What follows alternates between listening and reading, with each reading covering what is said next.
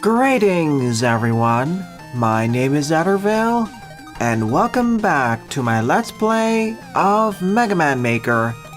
In this weekly morning live stream, as usual, I'll be covering a combination of both Veersmith levels and other levels of Final Line, primarily focusing on the former, for the next 2 to 2.5 hours, and then I'll showcase art. Make sure to follow the rules.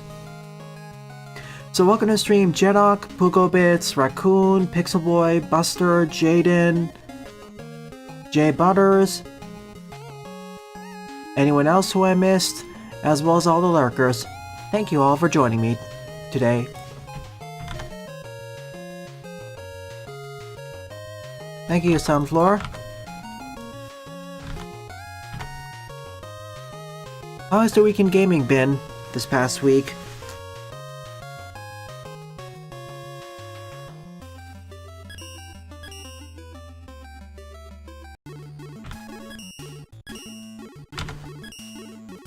Alright then.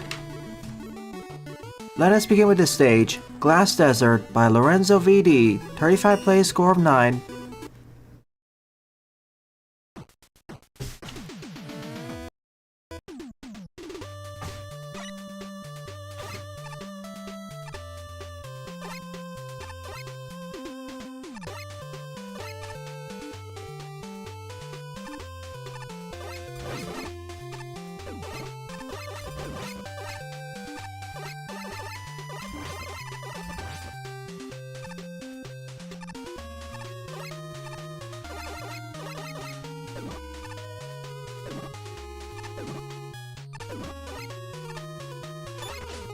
Oh boy, gonna start with this, eh?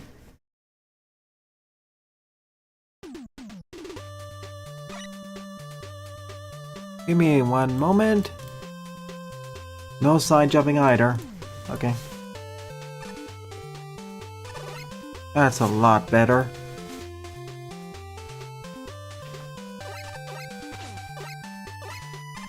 Hey Janok, hi I guess. Thank you Oscar, but you already have like 15 levels on the queue so far.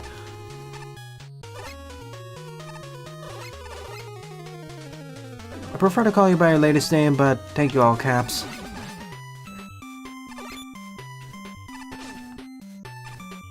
Yeah, damage boosting was the way to go.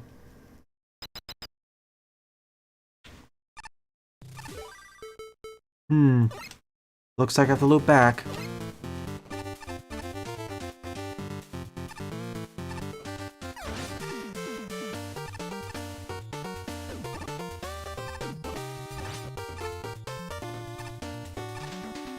Not have access to sliding feels like... I understand not having access to charge shots, I'm more okay with that, but not having access to sliding as Mega Man, that's a lot more of a detriment. Okay, let me change the text size a bit. Better.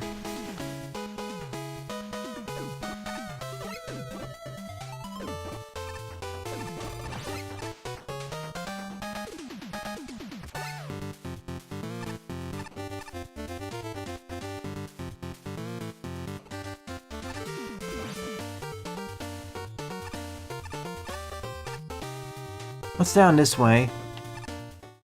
Ah, that's how I get the tank. Cool. Oh. Seems like you quite loved Metal Slug Tactics.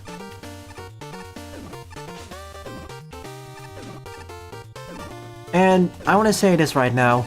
When I did my preview of Metal Slug Tactics, in retrospect, I know exactly what I did wrong. I didn't read the mechanics properly. In that game, you're supposed to play a lot more aggressively. Like, you're supposed to play it like... Instead of playing more passively like I usually did, you're supposed to play it like an aggressive run and gun shooter. And that's the mistake I made. I kept trying to hold my positions when it's too far. Like, there are ways you can fortify your positions, but they very specifically have to be like heavy cover. In that game, actually moving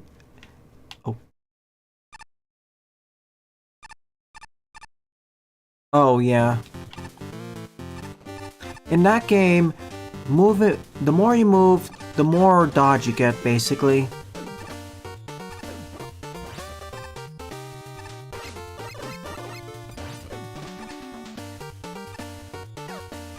Mystery Science Theater? Just kidding.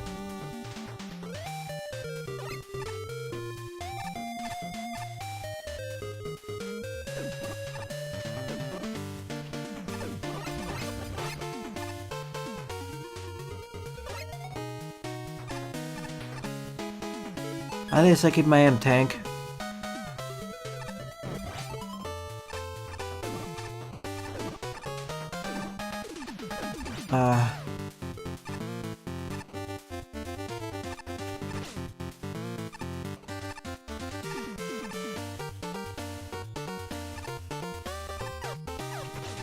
Let's go this way now.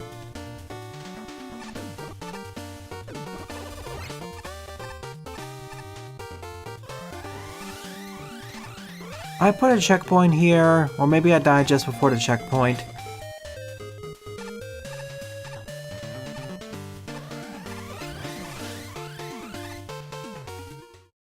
Ah, of course, it's right here. Yep, I achieved the 1700 subs milestone. I was gonna wait one more day just to make sure one or more of them are just old accounts being pruned. Otherwise, great. Hey Power, hi Sylph, hi Manubi. You don't have to say that twice, Power. What I think about them? I think they're cool. Great idea for having a second set of RMs, or a second set of Fortress stages. You know, at least 3 Mega Man Classic games and a few Mega Man Classic fan games, they followed the 2 Fortress format. Rock Forest went in a different direction and instead had 2 different sets of RMs. 8 main ones and 8 fusion ones. And the fusion ones and which 4 of the 8 fusion masters you get is dictated by the stage order you take, or more specifically, which of the last RMs you defeat. I think it's a great idea for expanding upon and re-exploring earlier mechanics without having going into the fortress itself. And I wish another fan game took another crack at that idea. Fusion bosses or Chimera bosses.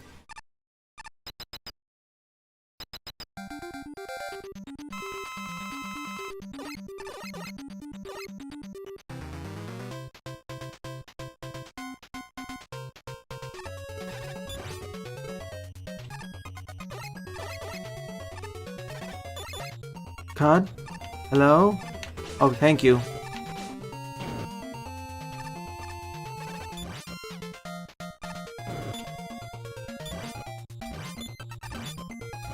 That's it, E-Tank. I'm playing dangerously here.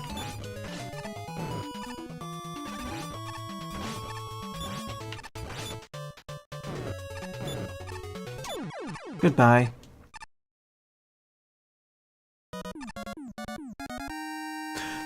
Or Doc Robot.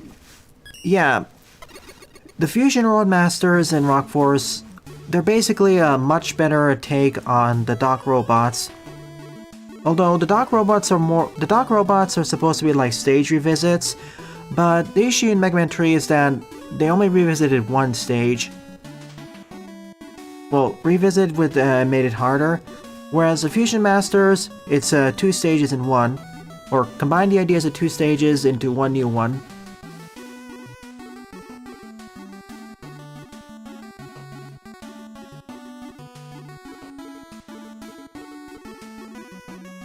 Camera music? I liked it.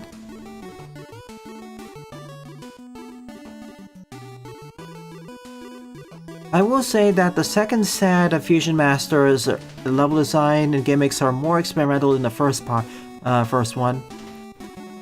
Like, I take half of the first set and half of the second set.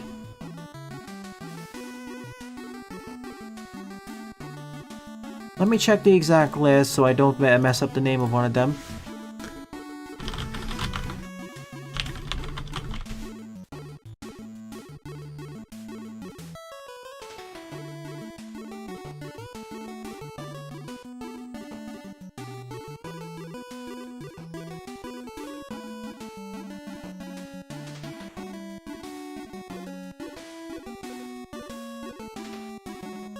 Let's see, from the first half, I would have Terraman and Plagueman. Okay, I'd have War and Plagueman. From the second set, I'd have Portman and Trillman.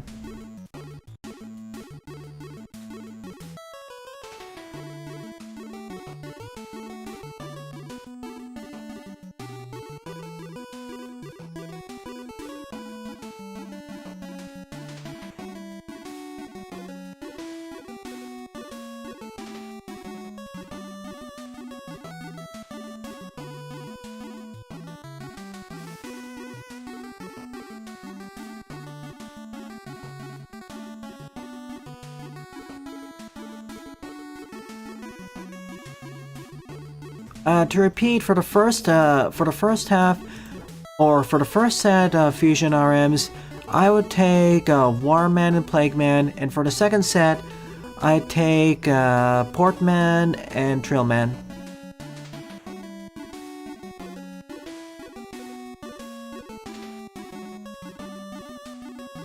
And yeah, they did, like, the first set is more traditional. I say traditional in the quotes, but the second ones are more experimental, and I like it.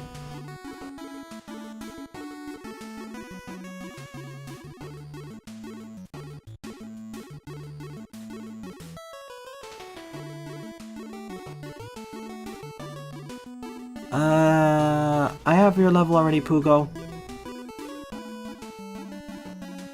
Ooh, we have an idea, Buster. Where after RMs, their levels reopen, and the bosses are a fusion of all official RMs teamed after the same element, and after you beat 4, the fortress opens. Taking the Chimera/Fusion Roadmaster idea a lot further.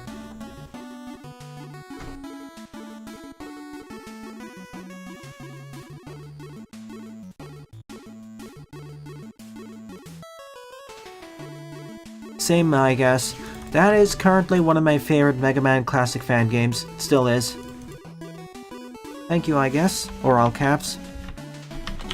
I'll just call you I guess from here point on.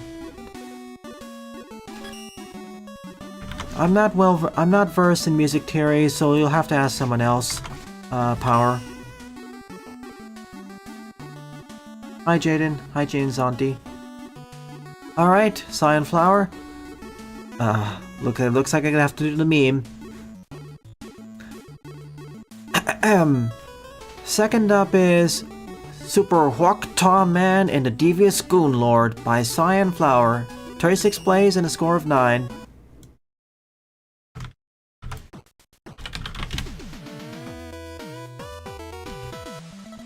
Hopefully I don't have to say that again anytime soon.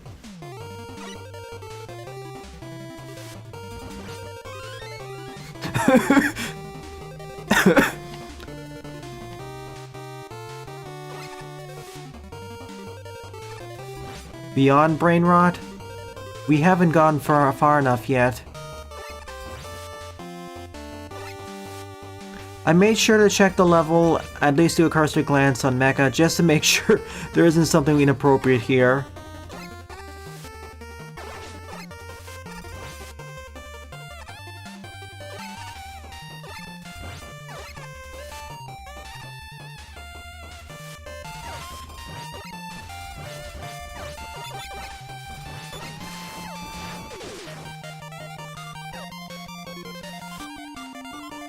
Levels have been uploaded. Yeah, thanks, Sylv. I don't really find this joke fun. It's already been overplayed by this point.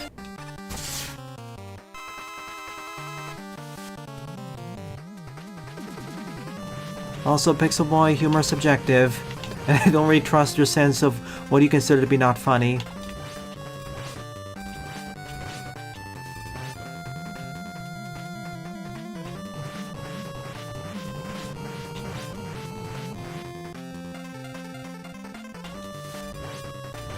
I think the joke had its time in the limelight, but it's been overplayed. I didn't really laugh at it either, but I'm not part of the target group that found it funny.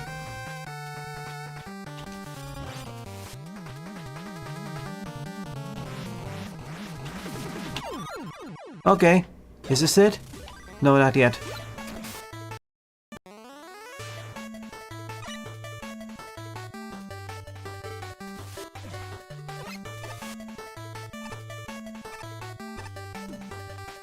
Okay, jokes aside, I'm not banning this level just because of the name. It doesn't break any rules. And Lauren, your level's been added. Don't be posting it that often, please. I'm just gonna get off early. Oops, fell off that.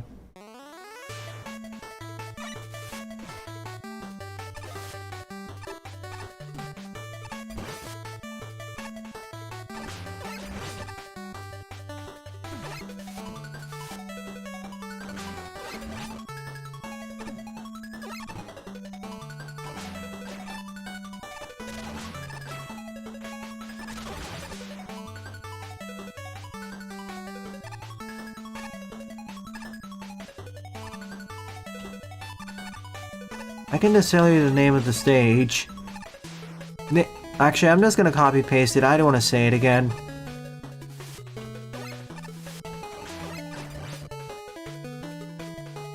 I can just copy and paste it right now.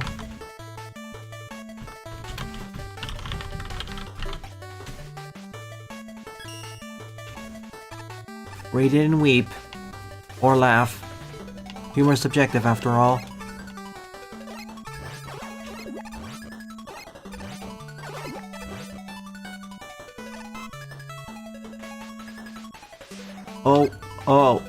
Oh. Okay. Oh, I knew it.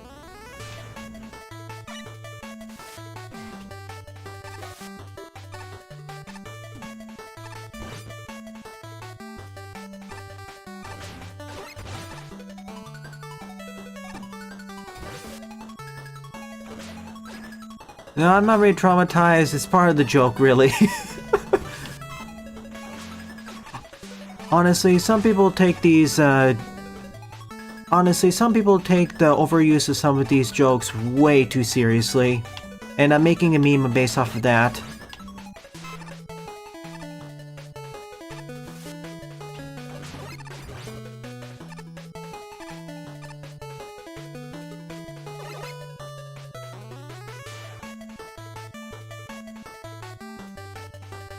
We're down here.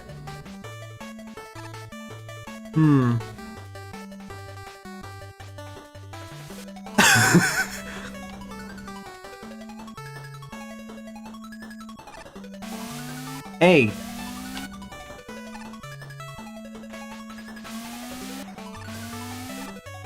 Yeah, I know what this is spelling.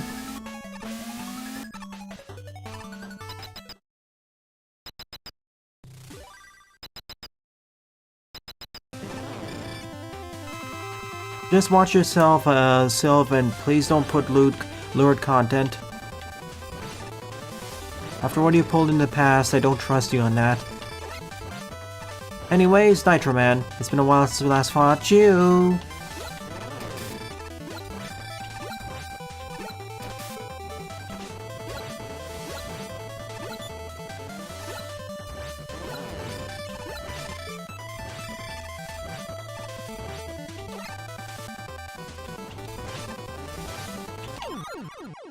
More bubbles. Looks like it's the water level of weapons.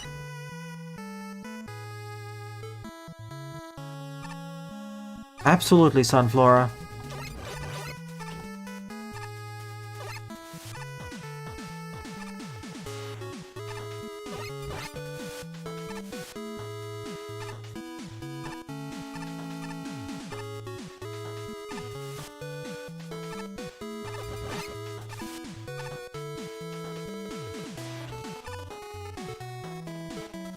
I'm getting confused right now. What are you referring to, Power? Let's see. What is the top part of the screen that needs to be censored?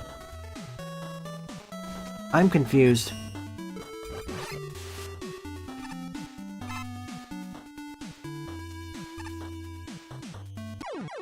Whoops. Alright, I'm just gonna put my foot down, moderation. I'm not gonna censor the name of the level. It's fine according to here, according to the subs rules and the Discord's rules. Yes, I think it's an overused and not that funny joke, but I don't think it's inappropriate.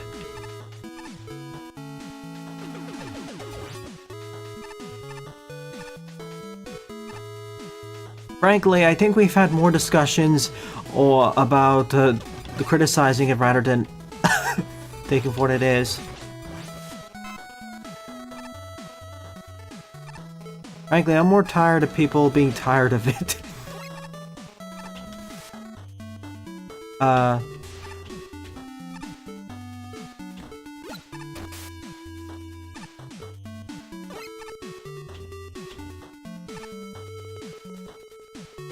Honestly, Buster, I wouldn't say exactly the level sucks. It certainly beats out some of the most popular queue levels because it's actually doing something. But it is, mediocre.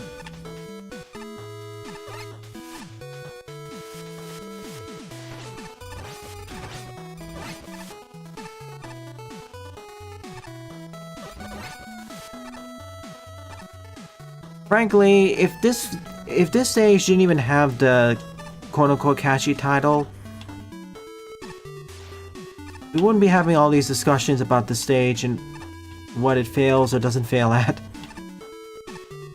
It's basically falls under the same definition of clickbait.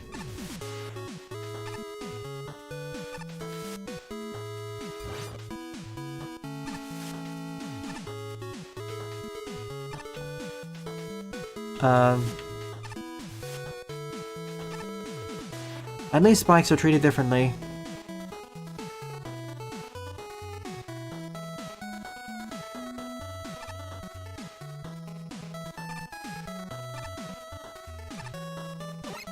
Precisely, Sylv. Again, humor is subjective. And the whole reason this stage has this title is specifically to be eye-catching. And make people groan.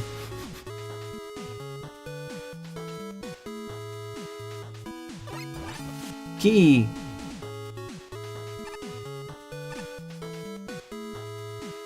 And the thing is, Jaden, my main weapon is the waterways, so I can pretty much just feel out where the invisible platforms are. It's just forcing me to use it to figure out where things are.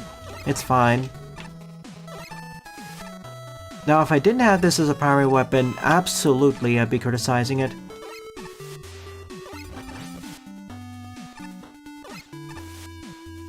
This generation really did go to the dogs, Dan. Said almost every single previous generation ever.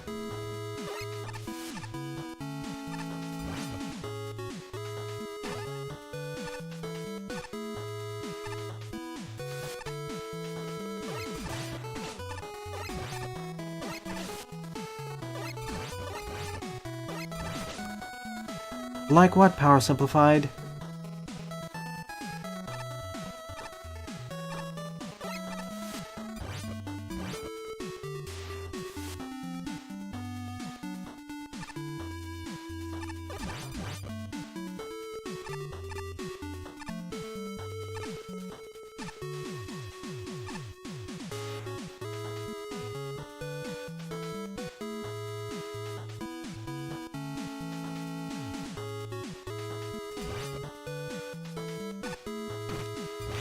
I don't know if that's sarcastic, tanks, or legitimate tanks. Regardless, thank you for all the help. One sec.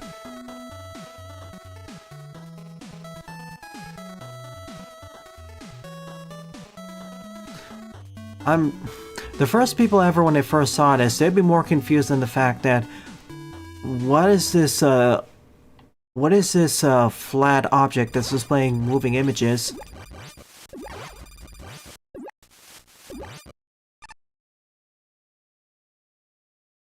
Most interesting gimmicks in the franchise. That's news to me. Can you go on, Power? What do you mean by that? I can understand the bosses and weapons. Buster says hi. But... gimmicks?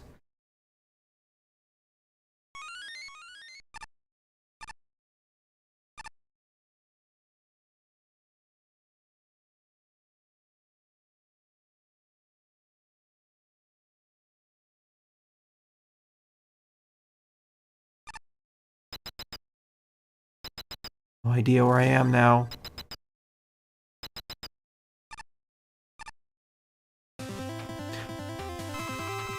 Because I played, well, I actually went around and played one, and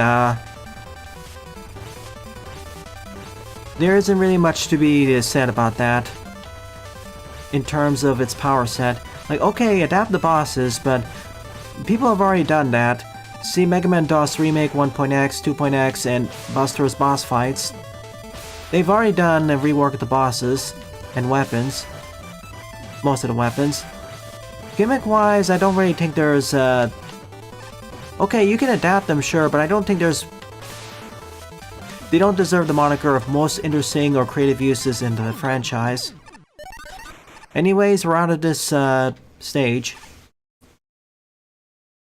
Wait, we're not? Oh, that's the first, non-water-based weapon.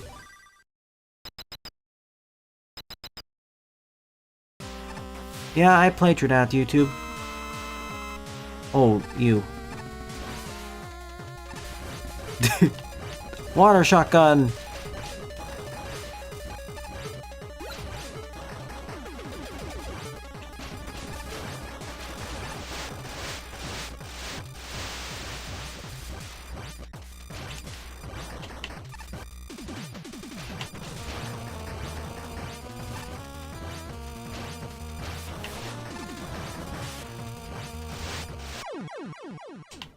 Are we out of this? Was this a bat to cool off? Yes. We're out of here.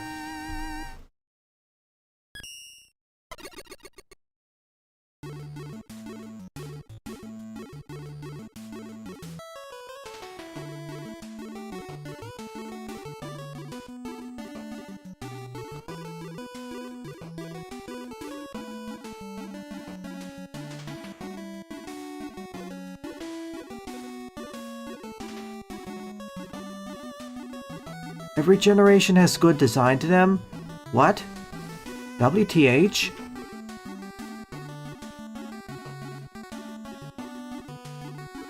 Generations aren't machines. Unless you're talking about Robot Master generations. I skipped over that comment and didn't get back. It's a what? Exactly. Pugabits has one of my responses. What do you mean? 3 crying emojis. I think the gimmicks of DOS 1 aren't bad. They're just mid, the way they're used. In theory they could be better, but even for what they are trying to be, compared to the other gimmicks across the classic franchise, they're not that special.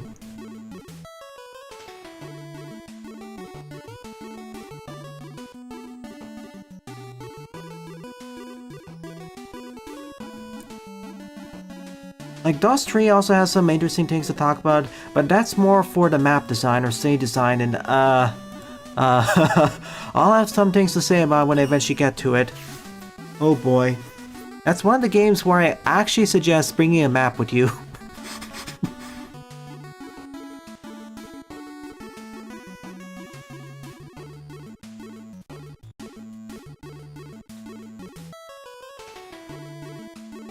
Should have said that on the first place, YouTube.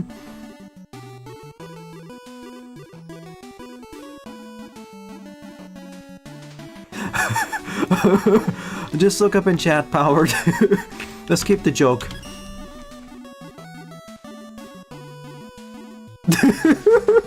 I'm sorry, Jaden, but your response makes this funnier. What makes this whole thing funny isn't even the stage itself or its title, it's some of your groaning reactions.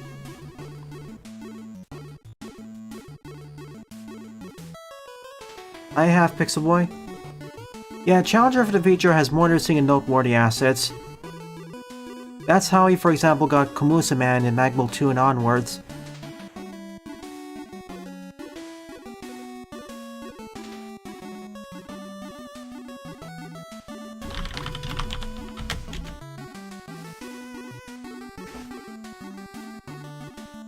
Most of the replies.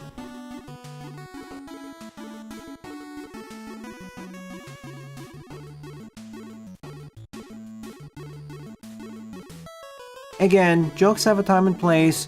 Even if the original base joke is not that, I didn't find it that funny, I just found the groaning reactions more enjoyable.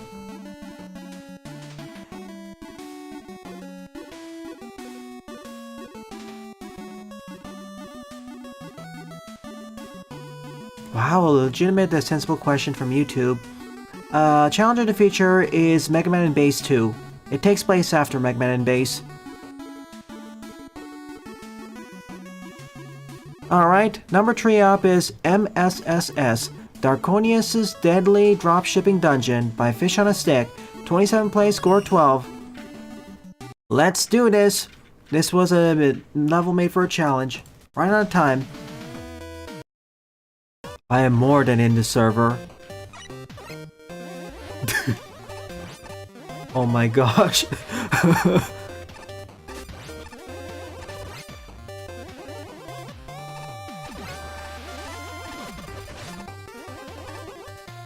Level for Darkonius.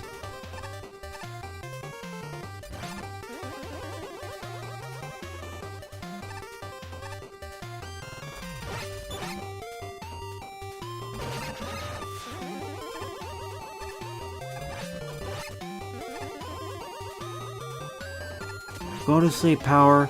You can join us in the evening stream.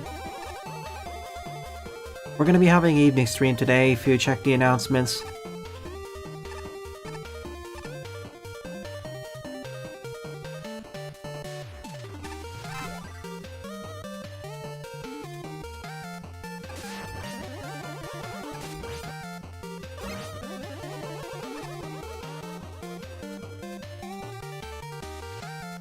Darn it, if I went in the right time, I could have gotten them easily.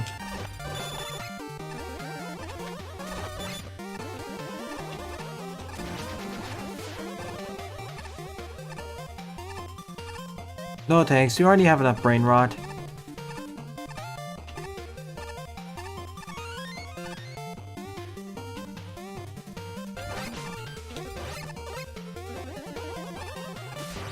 Up and at him.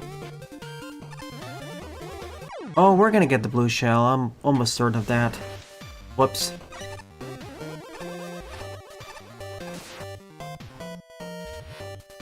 We're already getting a new Mario Kart.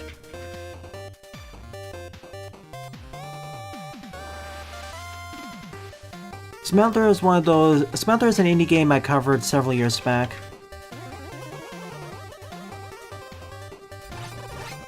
And that joke doesn't really... again, it's one of those jokes that doesn't really help for me. Oh, okay. Ah, faster.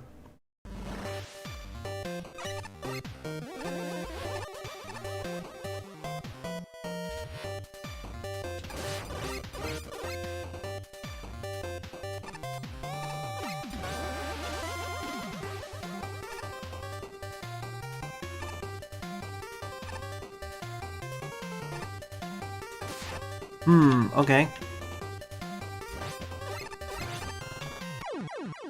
Okay, I see it. I can't just rush it. What do I think about the Switch 2? Meh? I'm with Jaden on this point where I need to see more of the specs and games being released before I can make more assessments on it. Hopefully it has better performance than the previous one.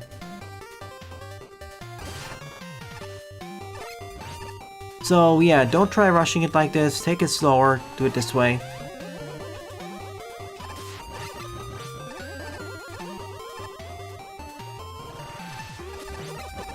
This is a dropshipping factory after all.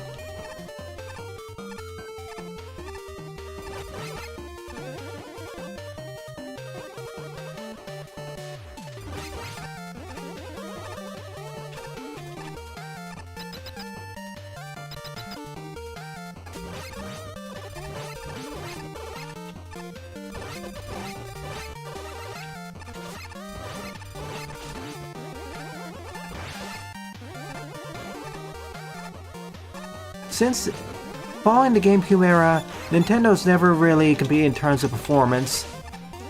They competed more in terms of unique peripherals and the games themselves. I just hope that we get a little bit better. Also, backwards compatibility is awesome.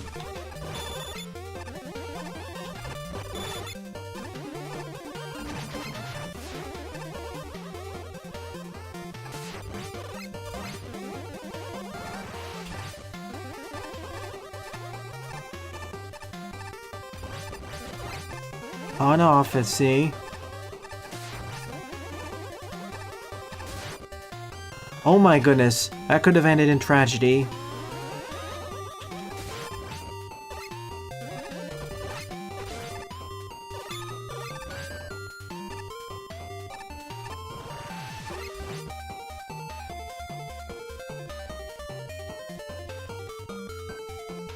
Let's see, creators got to send in 3 requests which got passed around to a different creator.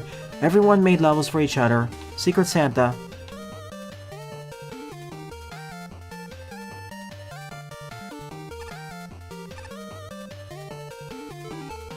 Let's see, I doubt it's gonna be the same as the Wii U because this time Nintendo actually recognizes better branding.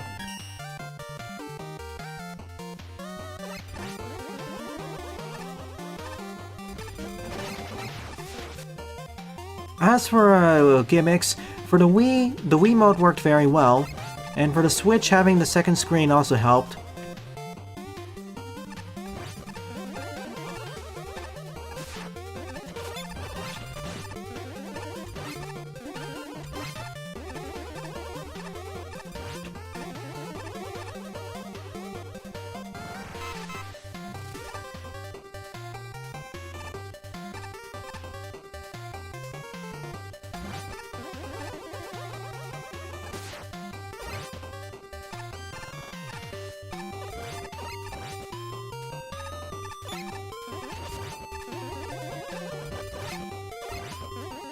I mean, on the performance front, I'll say this. Yeah, I know I know several people, or a lot of people, over-exaggerate the Switch's performance issues. I do wish they do buff up the console's fidelity, though. Not the fidelity, but horsepower a bit. It doesn't need to be as heavy horsepower as the other 2 consoles, but 10 to 20% better would be, at least 20% better would be nice.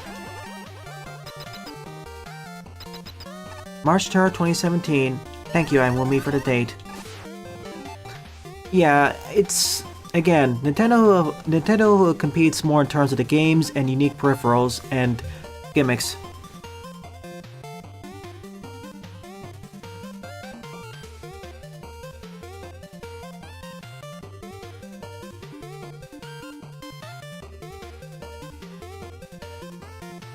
Really? Having a lot of stuff? I think this level is fine. If they say it has so many things, they haven't really played a level that's stuffed with gimmicks.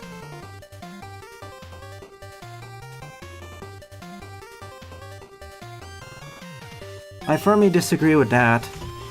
Like, if you want levels that are filled to guts with many more gimmicks and mechanics, take a look at La Patio stages. It's already focused on a central set of 3 gimmicks.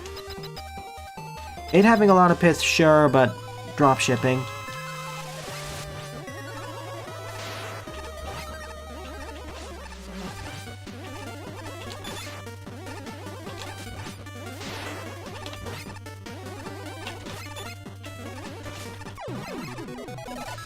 Boss fight was really easy, actually. Ah, made it for Christmas. I'm gonna take one of these M-tanks for good luck. And get on top of the Christmas tree. Kaizo. Oh my gosh. If they played one of Captain Pollution's levels or one of Mega Marino's harder ones, they know the true meaning of that.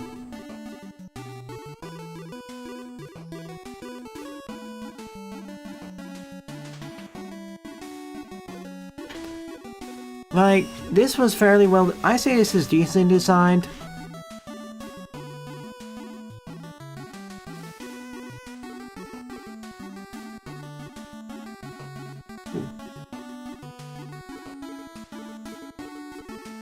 It could be a little bit messy. It can have a bit better of a difficulty curve, but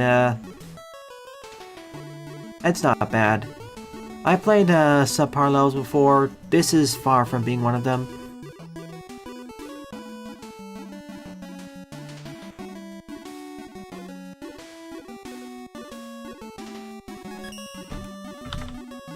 Anyways, as promised, I'm going to be spending about half an hour here. Forward up is Mega Man vs. the Elements Metroidvania Part 1 by Pugo Bits. 27th place, score 0. Alright, this level is about 500 screens long at the very least. We're gonna be here for a while.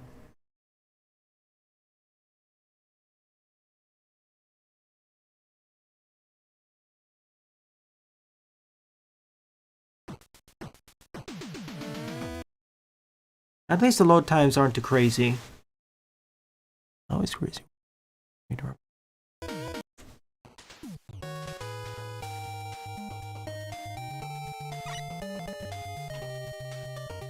Versus...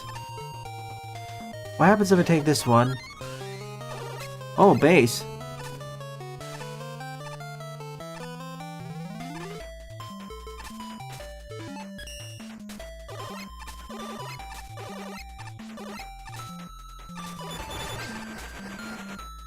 Yeah, no, I'm not finding them. How are we supposed to innovate on top of the Switch 2? Simple. The Switch Triple. I'm sorry.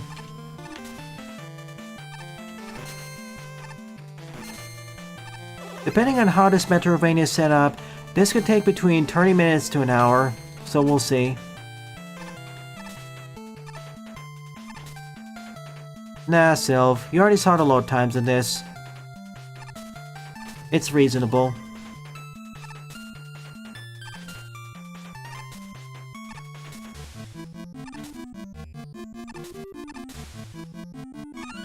Okay, don't go here, I need ice. Simple, invent the double gear. Different ladder then.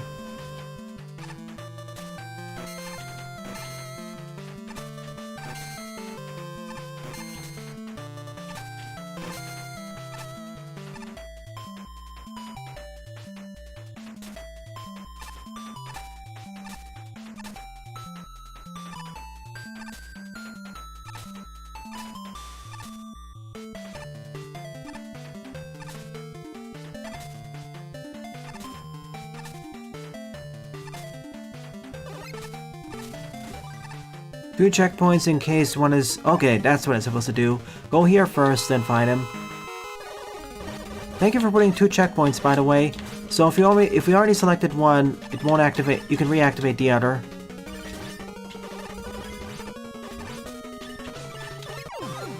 Alright, weapon get. Switch that on. How long does loading take when you reset? 5... Okay, 8 to 9 seconds to respawn, so I won't use it as much.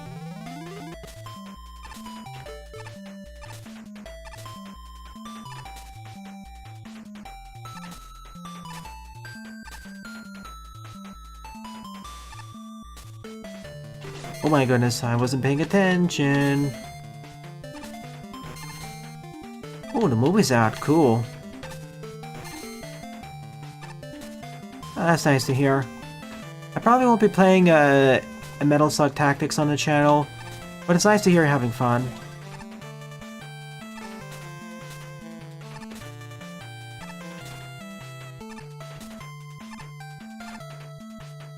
Exactly, J Butters. I appreciate that Nintendo's actually willing to take risks with main console gimmicks. Other companies may take risks, but they're usually side peripherals or whatever. Help. Let go. This is gonna be a problem because he's completely immune to the frost.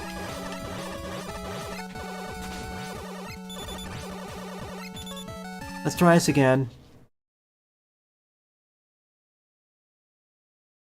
Shame, because the Kinect was cool, and it actually has a good use case, or had a good use case. Problem is, it wasn't really suited for gaming exactly.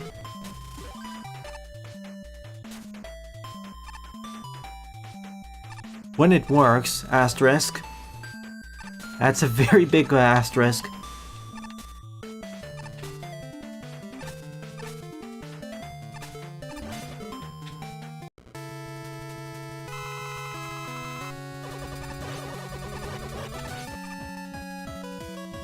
Oh boy, yeah, this room is a not good setup for me.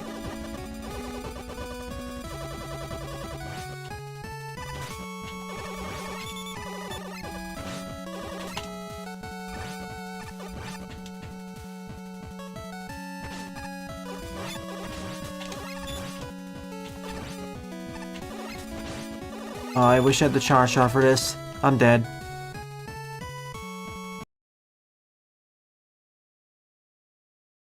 The Kinect was actually good for PCs if you wanted a cheaper motion tracking camera. Back in the day. But for actual gaming, not really that good.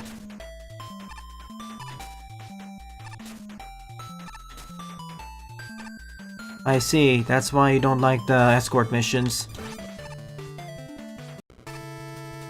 Yeah, I do, I'm just trying to save it. I don't know how the next part of the stage is going to be difficult. Or how difficult, I mean. Darn it.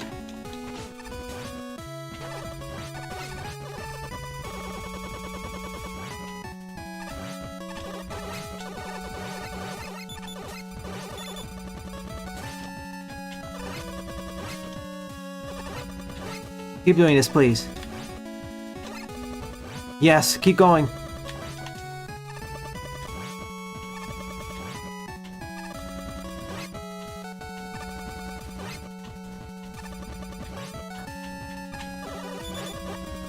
Did I break his AI? What?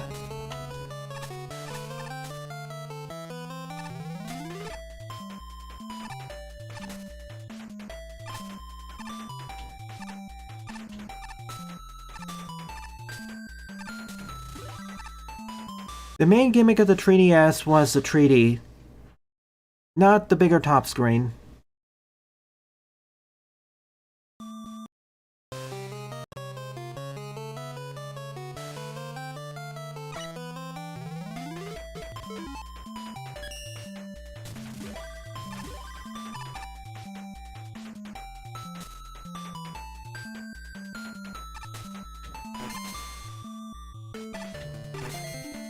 Specifically on the top screen, but still nonetheless.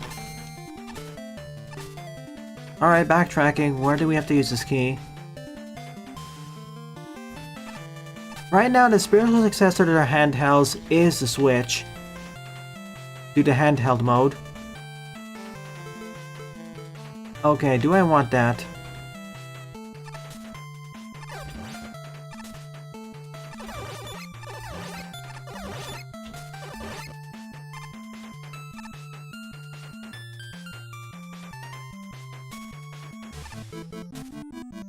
Well, guess I have to.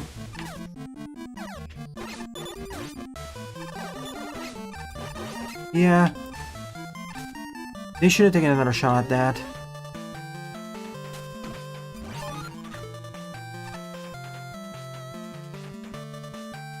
Maybe they'll return to handhelds, but at this point it feels like they're gonna have one console that can turn into a handheld, similar to the Switch.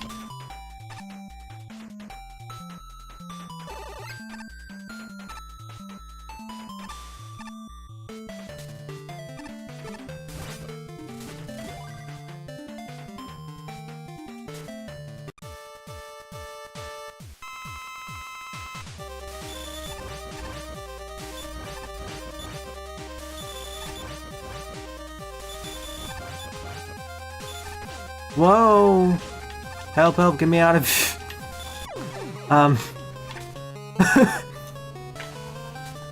Which... Short edition complete. There is a longer version of the stage. I am gonna do that later.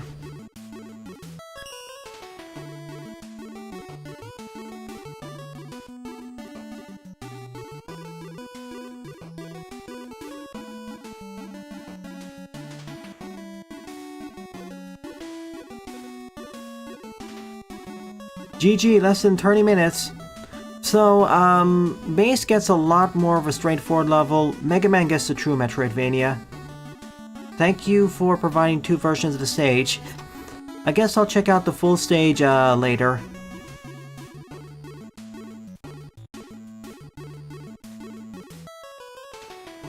Yeah, most of the time I stream indie titles is in the evening. Mainly because in the Saturday mornings are Mega Man Maker, and Sunday morning ship betweens usually requests, Mega Man fan games and the like, and on rare occasions other indie games. So that usually relegates it to the evening. And usually for the morning stream, and usually I can only stream in the weekends. If I stream in the weekdays, it's gonna be in the evening again.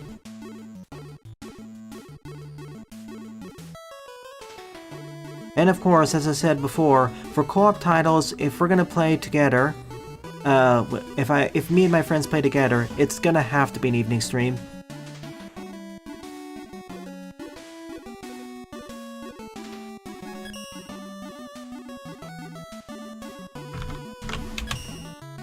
Alright, fifth up is DK94 Ship by Oscar, 13 play, score 6. But yeah, time zones suck. Yeah, with how successful the Switch is and how it functionally has a handheld mode, I agree with Iwui's point. I don't really see a reason for them to go back to the old handhelds unless there's a really good reason why.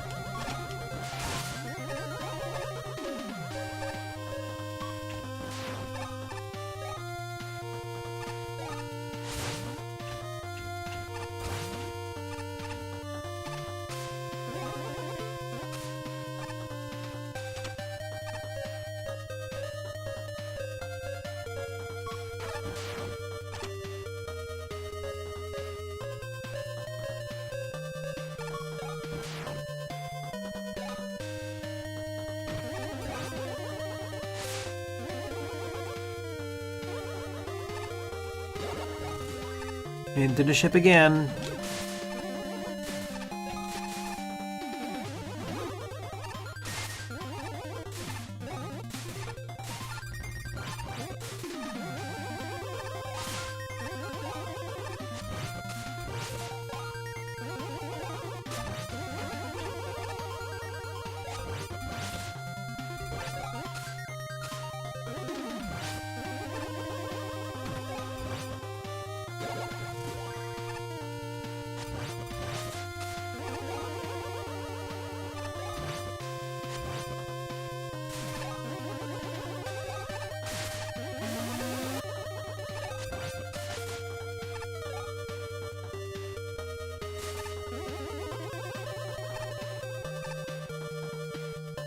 I'll say this, depends on which Fire Emblem games you're playing.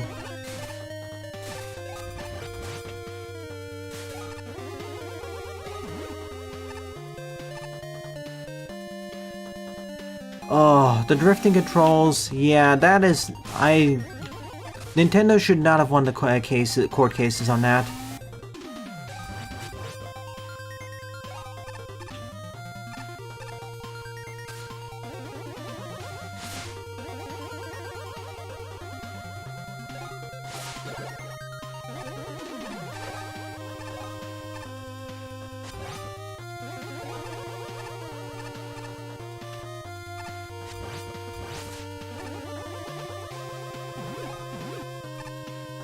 Like, let me tell you a story.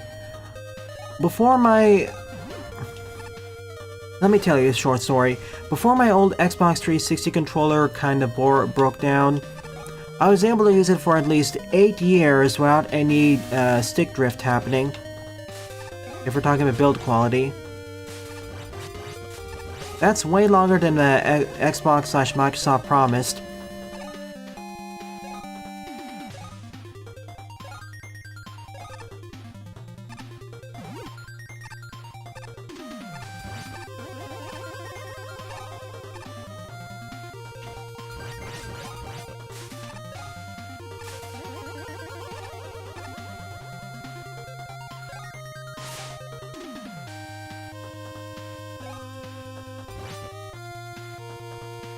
And one joke in 8, but I won't elaborate. Okay, that's how we get out of here.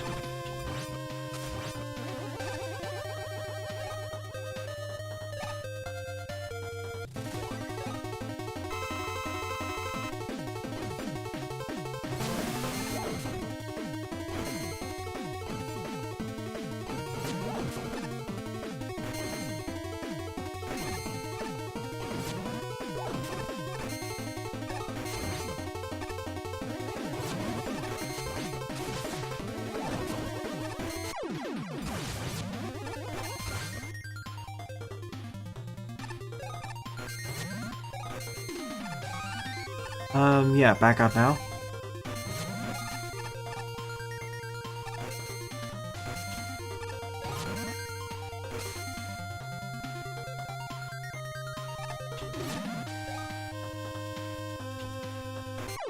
What?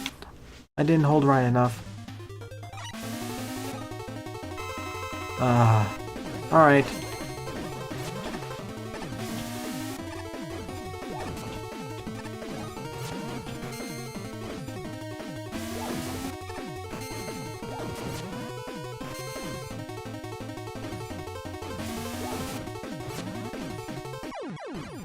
Yeah, slide jumping with roll is a pain.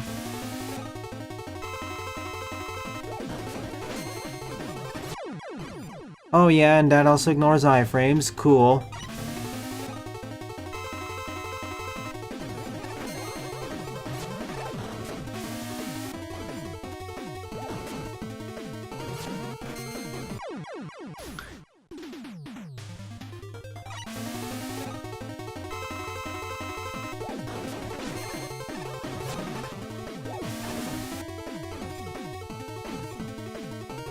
I can do this. Come on! Didn't let me. That's DK's classic design. I just want to get to the left side back, that's all. I wish you just gave me the original dodge roll. Like, no iframes, just the regular one. This just causes so many issues and it's not really worth it most of the time.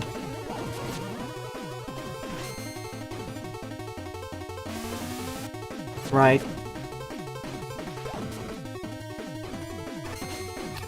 Of course.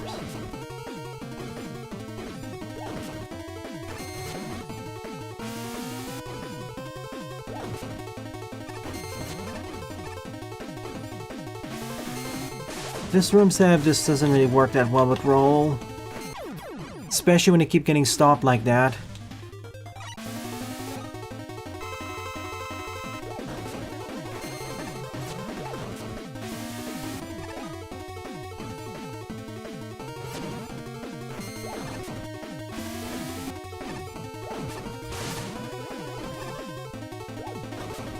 Alright.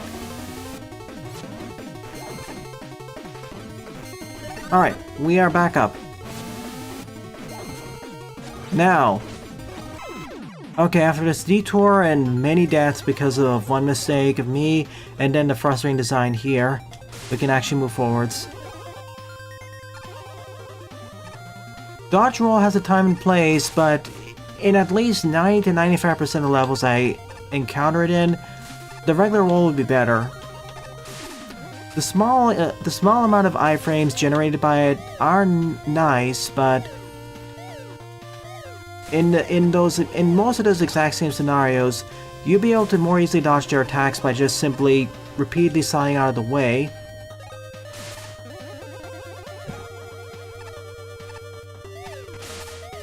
I know the Mega Man Maker devs wanted to give Roll a unique move, but honestly, the unique move actually makes her worse than just having a regular slide.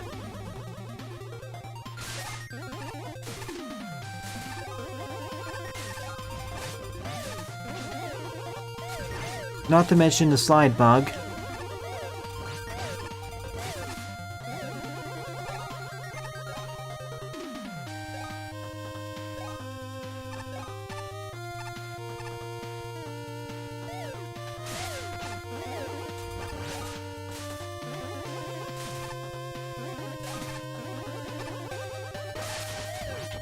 Alright, just backtrack.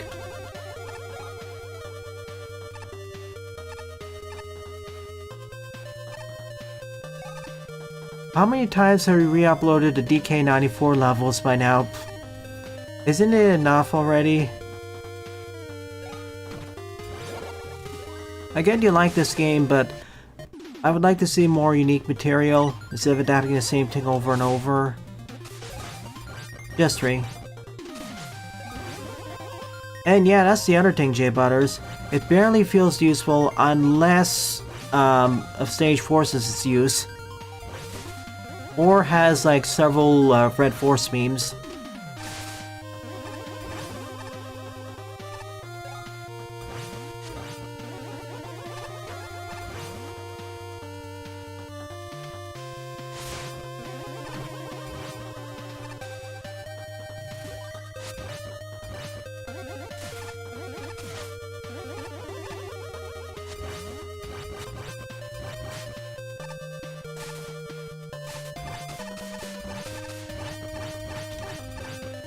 Right.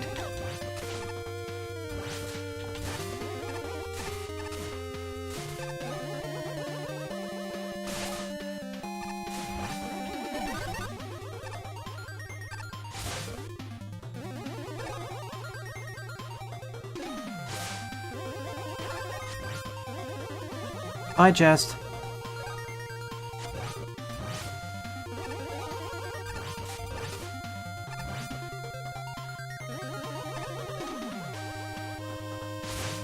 There are ways to make the dodge roll more handy, like, for example, reduce the cooldown time between each of the rolls by 33%. Maybe that'd make it a bit too broken, so... Or how about this? Don't reduce the cooldown, but increase the distance of how far the dodge roll travels. The main issue of the dodge roll is that it's incredibly situational, and the cooldown just makes dodging attacks harder. So let's lean into that a bit. Make the dodge roll last for longer, and keep the cooldown duration the same. There, now we can say it's a side grade to just regular. Alright, boss time. Or just use roll, or better yet, do what Buster says.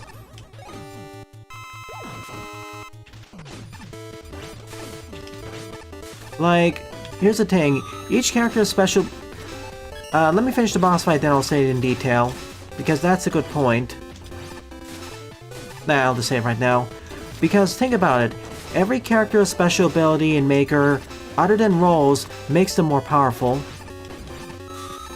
Proto Man has the Proto Shield and especially Proto Strike. Base has the double jump, Base can have the double jump, in addition to his dashing.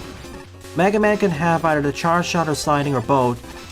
But Roll's dodge roll, that feels like a side grade or downgrade. The only character to have that.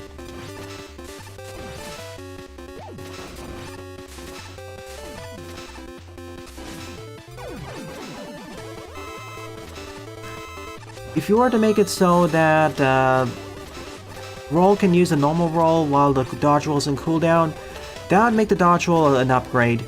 An actual upgrade and special ability that's helpful to her. And in that case, I'd be happy. Then you can, for example, that would make it so like the first roll in a series, it gives you the extra iframes, and that could come quite in handy. Ship cleared.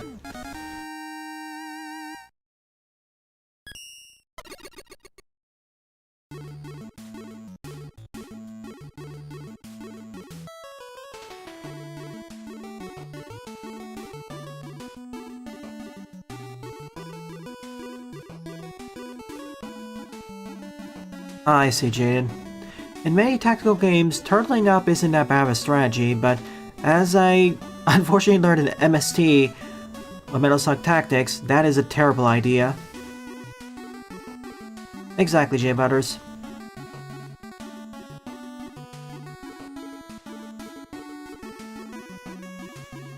That way they can spam it when they need to dodge it away or move faster, but they have to time it so they can get the proper iframes.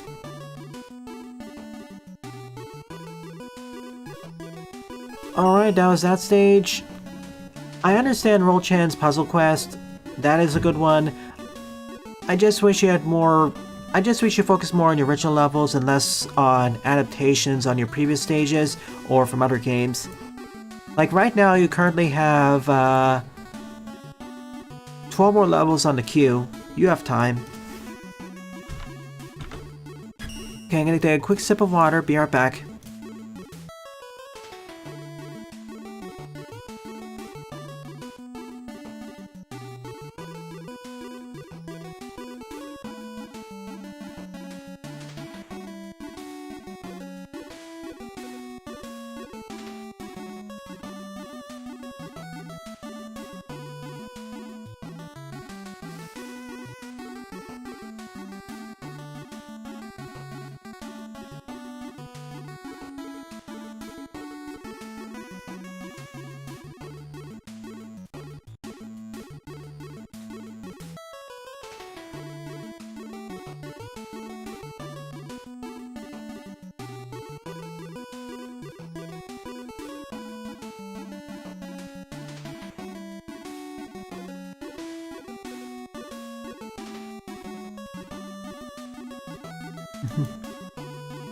Back I am. Oh boy. Next up is the Marino Challenge 2024 by Fombus Ideas. 13 plays, score -3. Oh boy. With a score of -3, I may not be able to beat this stage.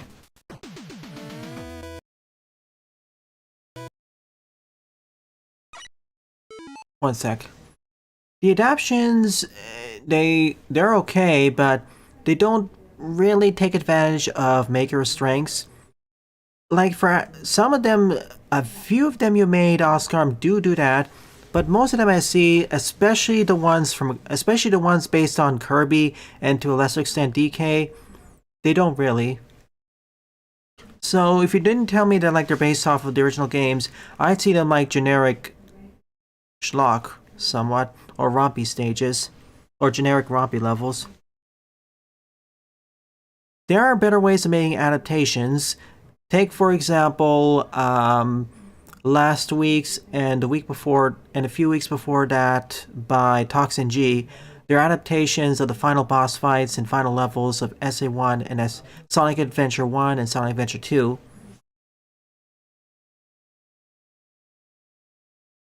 Or, to use another creator, Sunflower Azumarill's adaptations of other Sonic stages and Mario levels. Like last week was Crazy Gadget, reimagined as Cosmic Gadget. Or, I think one of Fish on a Stick's levels.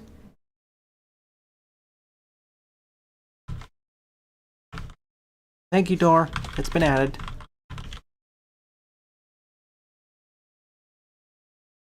Yeah, you can add app levels, but preferably you want remixes that work for this engine better.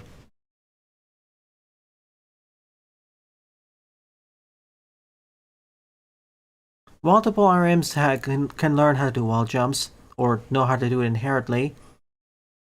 Oh sure, Buster, go ahead. So the guns are basically special weapons you need to save for combo play or emergencies.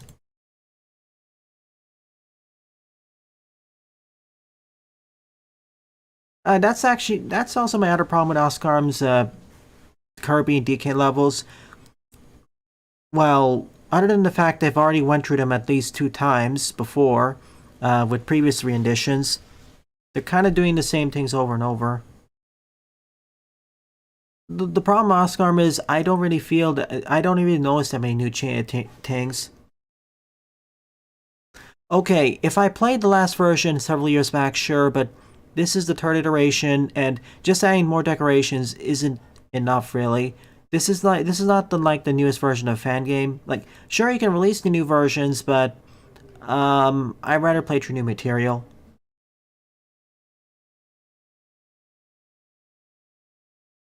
I quite like those stages. They're not the best. They're not the best Maker or Mega Man levels in general, but I'd say they're fun. They're fun experiences, and I highly recommend checking them out. Like a level doesn't need to be good to be fun or memorable.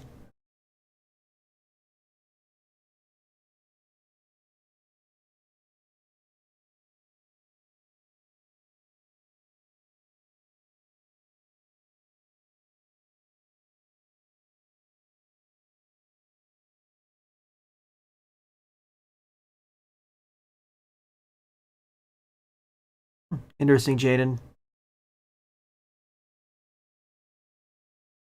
Like you can reevaluate and remix the DK94's level ideas a lot better than this.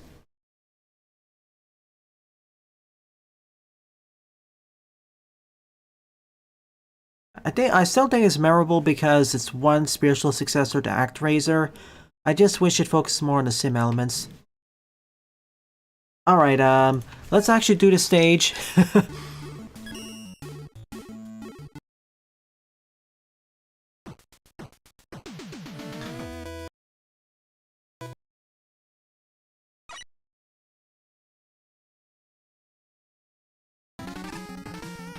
Hey, Wiley. So Flog doesn't have. Oh, oh, oh no. Uh-oh. So if Flog doesn't have an air blast, you're very vulnerable to explosives and need to hold back until you can get enough kills to get enough charge. Their gun is pretty good because it does 90 damage when the enemy's on fire, and you can both snipe within the flamethrower. One, jump. Oh boy. 3, 2, 1, jump, dead. Detonator is arguably even better because it can detonate and does light many people on fire and has a pretty small blast jump. Scorch Shot is overpowered because the double hit and increased push on fire.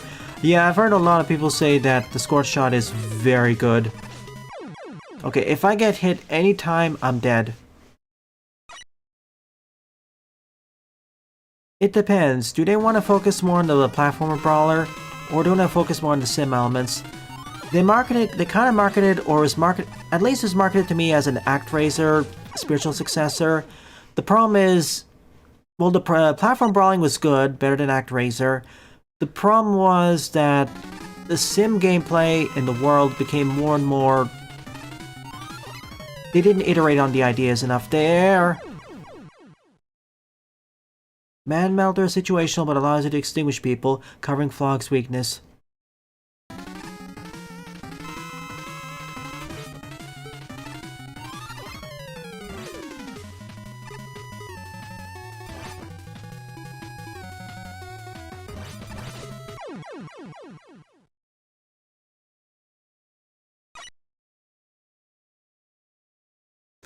Honestly, if Xbox published or to slash develop games, Samuel's better.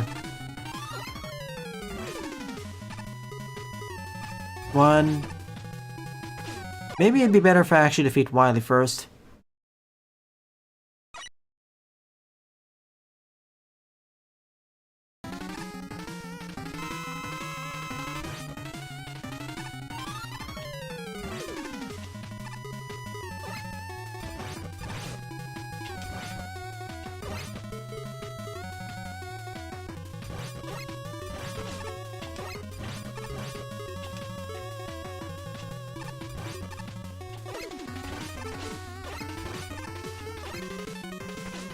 Oh boy.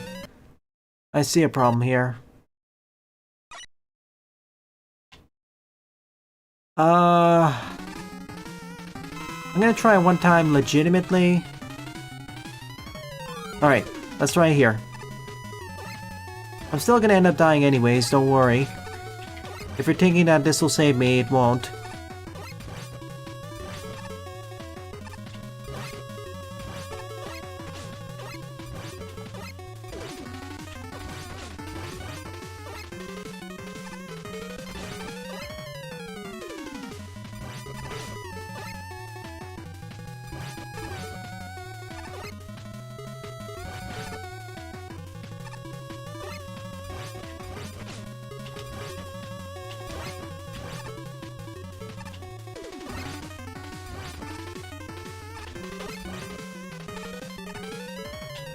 Eep.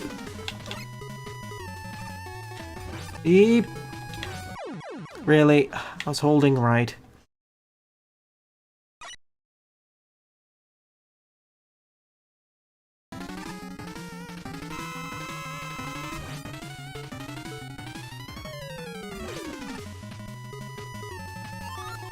Alright, get out, get out. I'm trying to see what happens if I defeat Wily. I'm probably gonna have to end up beating the stage anyways, and that's the problem.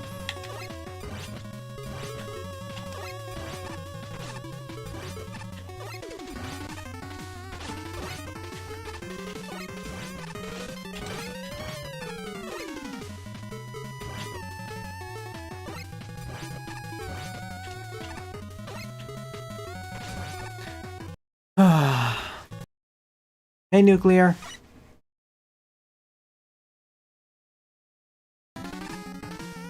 I can see the negative score.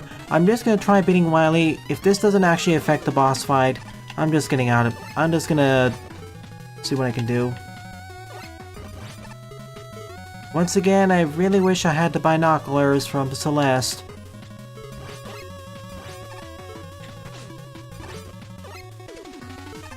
I understand quick reactions, but when you don't have checkpoints...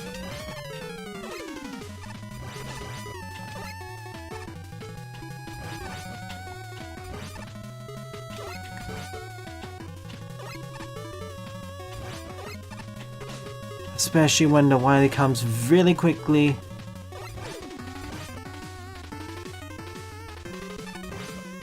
I want charge shots for the... I want any weapon other than the oil slider to fight this Wily machine. I would even take the bubble lead over this.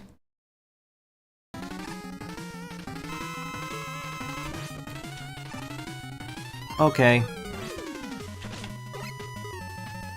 Fine, we'll check this out. Okay. Here's an idea. How about we don't have the Wily capsule right at the start of the stage?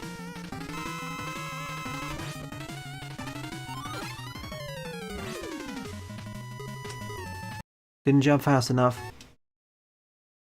Well, Bubble Lead has 56 uses and more tolerance and a bit more range, I guess.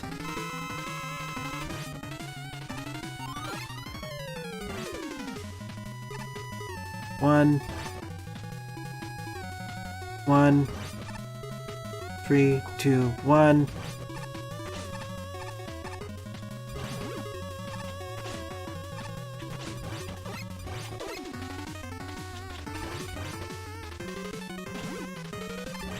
Oh my gosh. Especially when Wily can just, hello. Egg Hawk if it was worse and much more RNG dependent.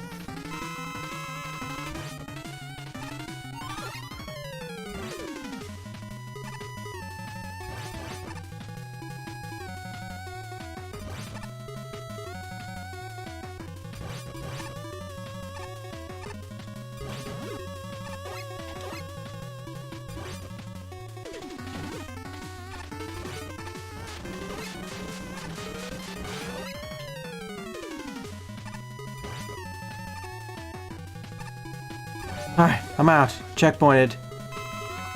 Oh no. Yeah, let's actually do a... so you're not intended to fight the boss, just keep going, but that is frustrating. Yeah, I'm not fighting two of them at the same time, no. Thank you very much.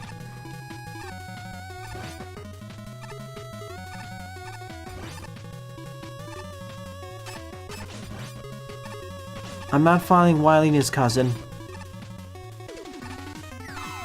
Oh my goodness. See, if the stage just started with the second corridor, second section, I wouldn't be criticizing it as much. Because failures doesn't equal instant death for most of the section.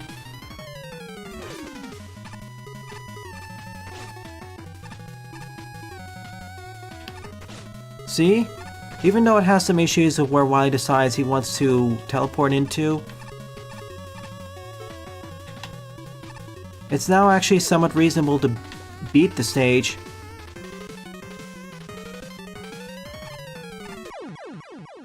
You can still telefrag it though. Amazing how...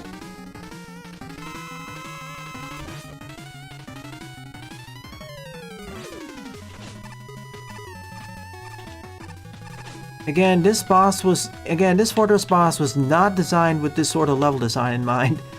Or any level design, really. Other than a rectangle. Pure, terrainless rectangle. But...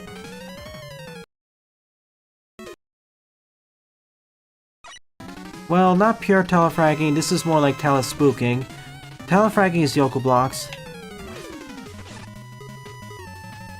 I see the vision for this, but if you're gonna have a boss like this, you need something like Mega Mix so you can actually fix where Wily's gonna spawn. Or give more advanced warning where Wily's gonna spawn in.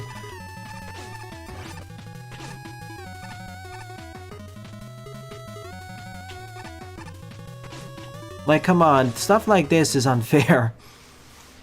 Like, okay, if you're gonna have Wily spawn in at a random location next, give me a 1 to 2 second warning, please. At that point, we're entering the fan game realm. Basically, you want to make it so that Wily can't just telespook you like this. Like, I get the vision of a... see, the whole point of the stage is Wily's just chasing Mega Man down to the end to eliminate him.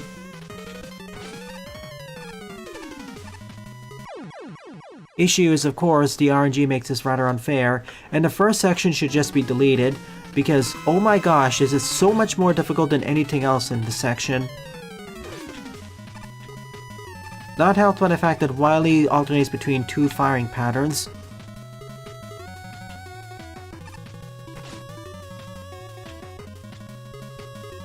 My best bet is for me to get lucky enough to not take too much damage and make it to the top.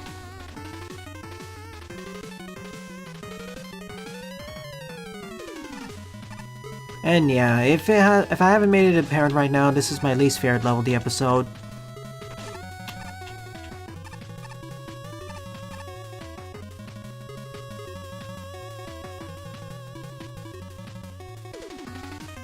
Oh, come on, Wily, can you just let me get through? No, of course not.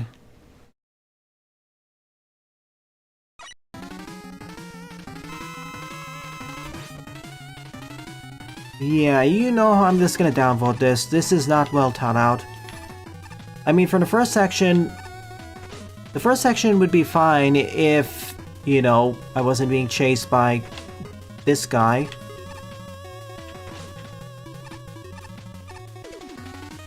It is doable, yes, you can tell, but there's a difference between doable and fun. And then Wily can decide, hey, I want to be on the ladder. I just want to block your steps.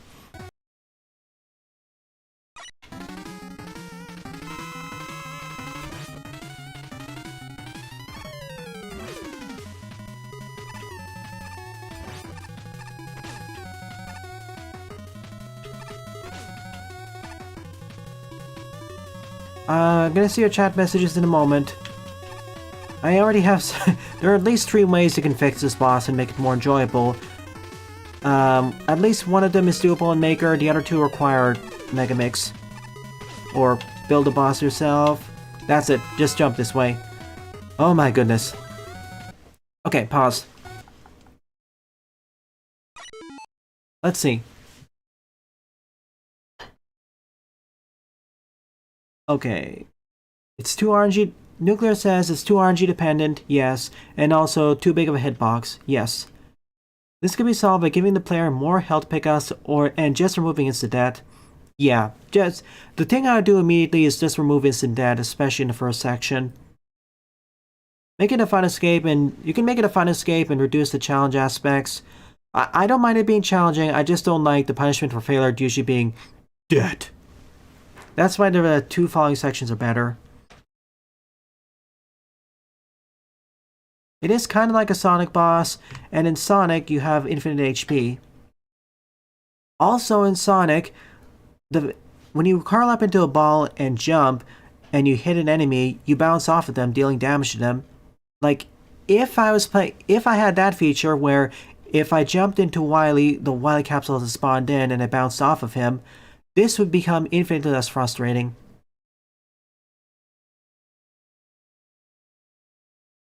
And of course, in most Sonic games, you have a way to retain your health infinitely.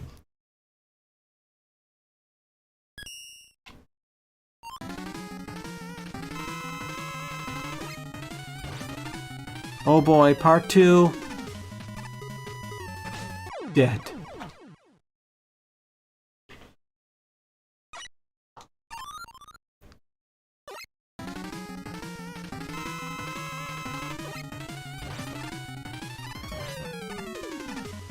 A spin dash, curl into a ball.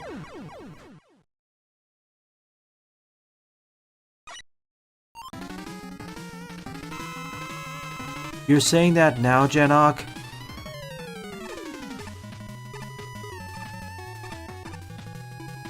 Oh boy.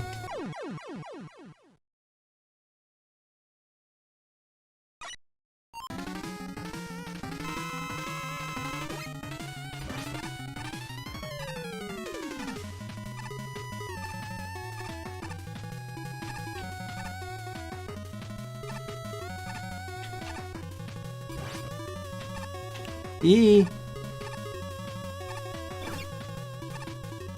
Get me out of this crazy place. This is worse than a rubber room.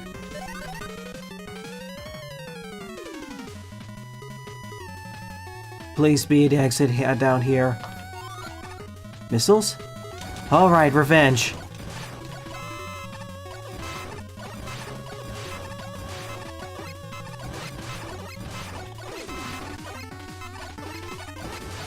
You forgot the background on the left side, Fombus.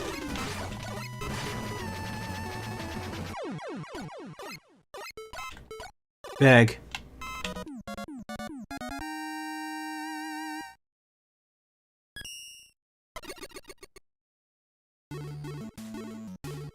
Okay, yeah. Let me summarize my criticism of this stage. First off, the first section is a lot harder than the 2 sections following it. Maybe even harder than the 4th section, but that's just me. Because the punishment for failure there is pretty much death unless you're on the middle point of that or near the end. Don't do that, please, especially for the first section.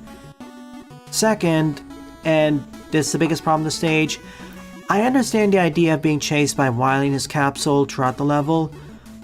The problem really is the RNG and the fact that Wily can just teleport to almost any clear part of the stage, and potentially telefrag you, which is the biggest problem during the Oil Slider, but also is a problem in the other 2 sections, the 2 non-Oil Slider sections. RNG of where he teleports to, well, you can sort of control that, but still it's RNG based, and the RNG on what attack he'll be using. And that's what makes the stage incredibly frustrating. That's why I got a negative score, and I agree. It works better if it's a different RM because they don't have so big of a hitbox and you have more control of their over-their actions. This one though, no.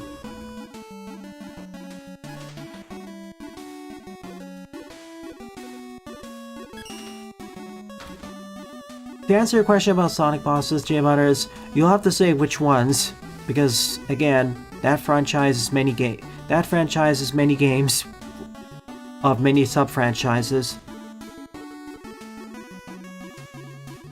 You can still have boss fights where you theoretically can regain all your health, or at least theoretically gain enough health to never die, but you have to make it somewhat of a challenge. Anyway, sorry Fombus. Your previous level's better. Anyways, 7th up is Jetpack on a New Beginnings by Jock74. 41 plays, score 16. Oh my gosh, Chaos 4 but 50 HP.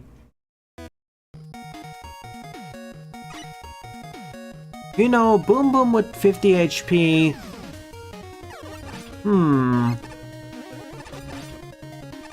I'm thinking. Like, Boom Boom at 50 HP would be interesting, especially if the Stomp does double damage and you still have the Fire Flower. But that's gonna be something like a multiplayer boss or something. Oh boy.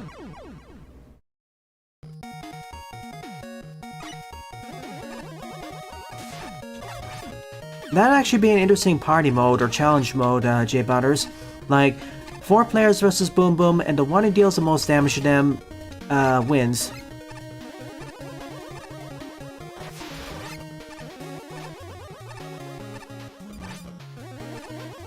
And the... Darn it, I was hoping for that. And the other thing about Boom Boom is that that's a lot more of an active encounter versus mostly reactive from Chaos 4. I'm dead. Oh, not dead. Chaos 4 wouldn't be so bad if they either went through the phases quicker or you could actually attack them for more often.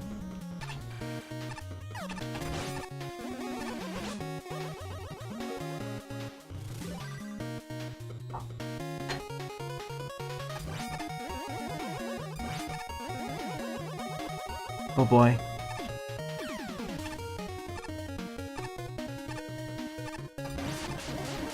Oh, it's just for an E.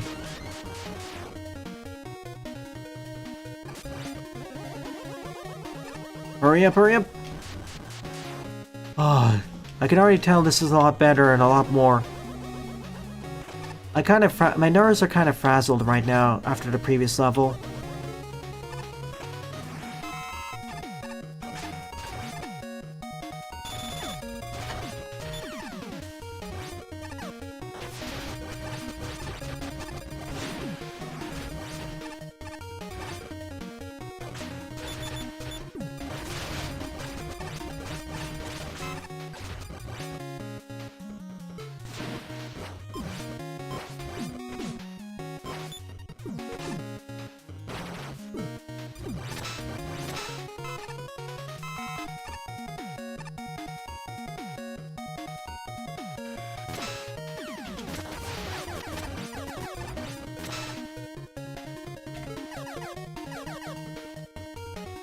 Answer is sometime.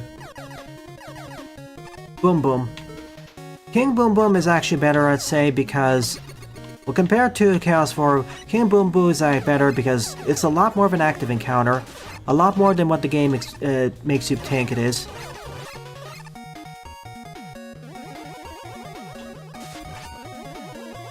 In fact, most of the bosses in SA2 are pretty active, or you can make them pretty active. Unfortunately, when you with the Sonic franchises, you have to be specific of which games you're going to because some take very different ideas of what should be cycles and reactive based.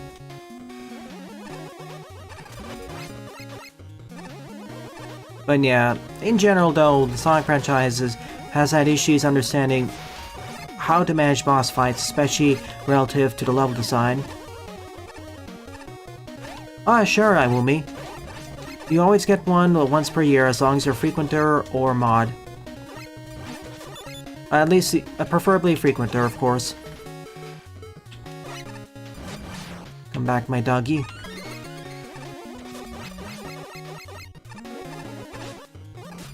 Right, that's the other problem, J Butters.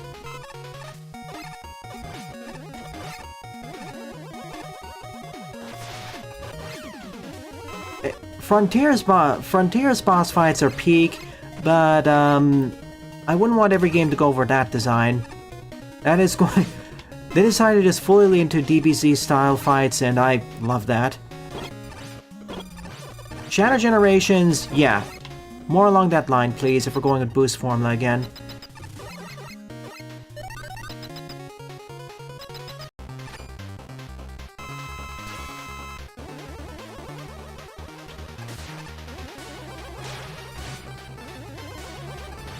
And they actually fixed the ranking system being too generous. Good. That was one of my criticisms of the original generations.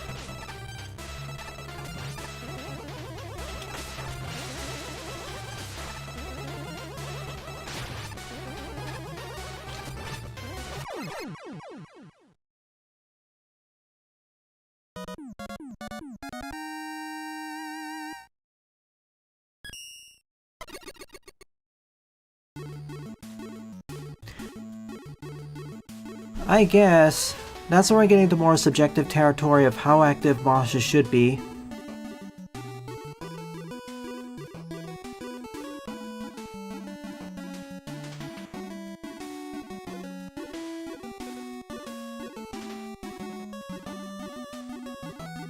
Again, Shadow Generations is at multiple steps in the correct direction. Similar to Frontier. Well, Frontiers is a bit different. So we'll see. All I'll say is, we'll see. I've been burned too many times before, so I'll just say, we will see.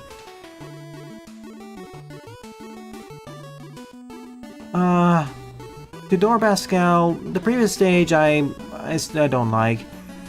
And keep in mind, I was actually being nice to that stage. Most of the people who played that stage, especially in Maker's fanbase, they would have quitted out far earlier. There are ways to make fun difficult stages. See Le Patio. Alright, speaking of which, 8 up is MMR2 Wily Safari Fortress 1 Greenhouse Entrance by Le Patio. 66 plays, score 20.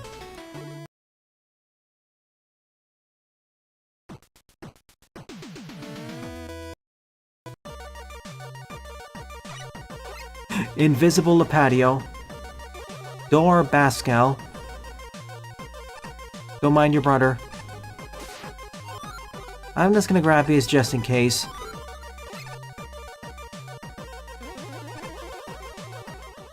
Yeah, T-Lopes made the soundtrack. Although I will say that Le Patio stages can be a bit more obstacle coursey than actual physical location. Like, at least in Mega Man Classic and X, the level designers try to make the stages look like they could sort of exist in the world, sort of. And the patio stages, they go very much in the obstacle course design kind of way. And can get quite packed in terms of level assets.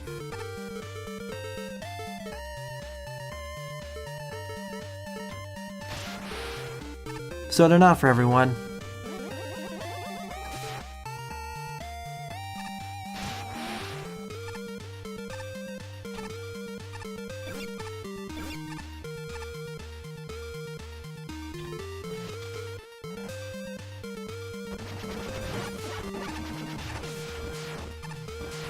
Let me out of here.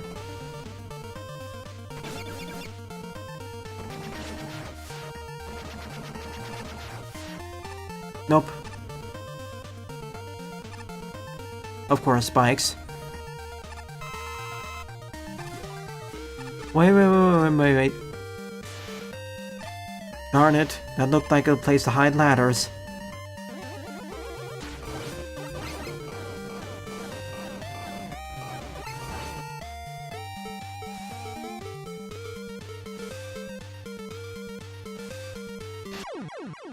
Too soon.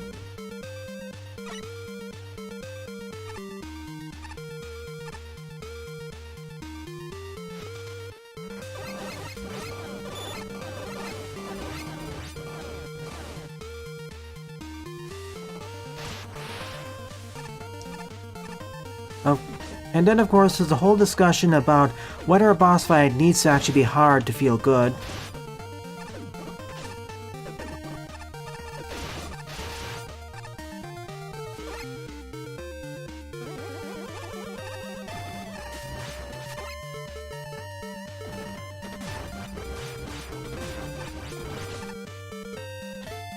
That should deal with them.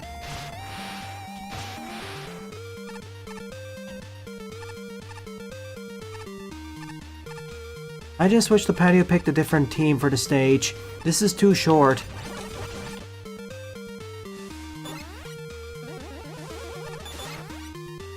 Oh no, oh no, oh no.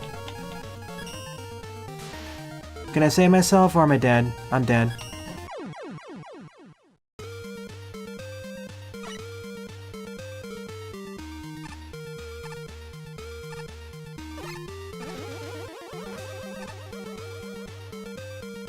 I will admit though, they did a much better job with the level design than the boss fights. Like, they finally figured out how to refine the boost formula even further.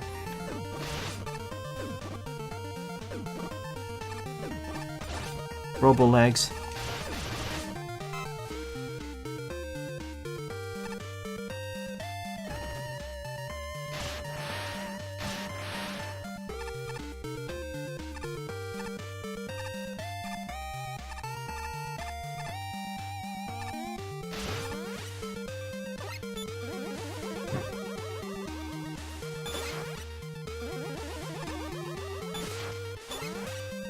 Alright.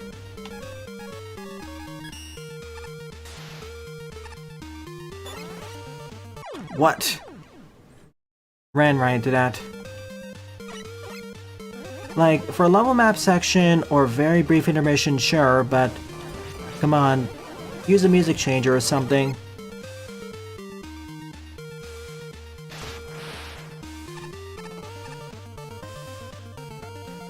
Even in the original game it was originating from, this stage theme was not intended to be used like this long.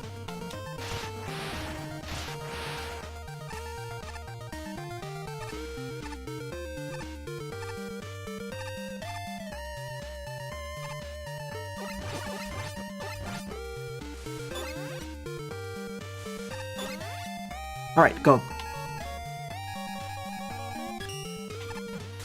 Ah, it hit me too hard. Yeah, I see the green ball, Buster. I'm not using it though because bad experiences, especially here. That's why. Not because I can't see it. I can see it.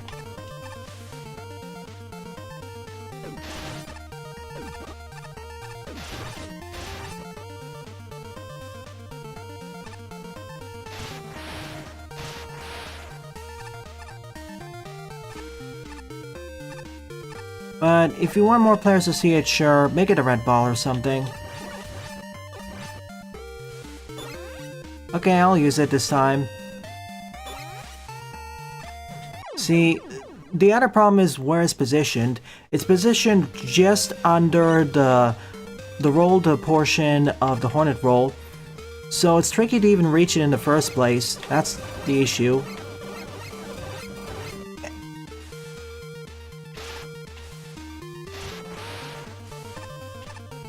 Because I can't just stand still on the ball portion of the roll. It's slippery.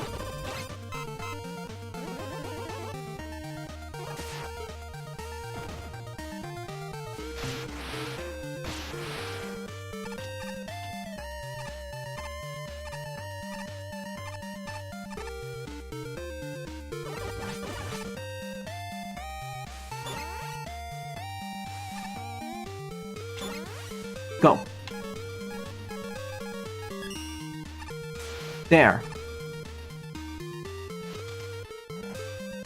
It is almost slotted near it, but I'd move it. Alright, after a few deaths I'm back to this point.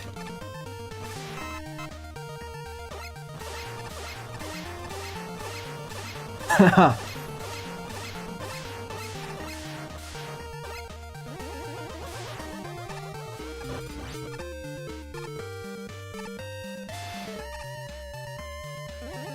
Almost at the checkpoint. I would have made it here about 3 minutes ago had there not been the wall of spikes.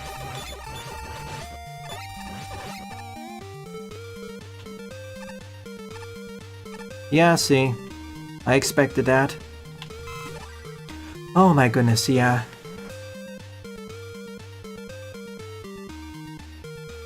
Yeah, pixel art of MST is good.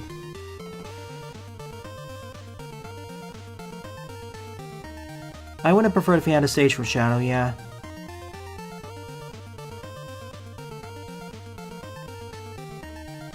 I wish Maker had that option. I never said the patio is great, but I like their levels. Most of them.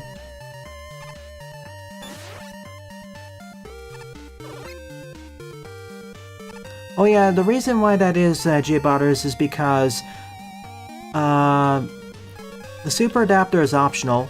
You're able to beat the stage without the use of it.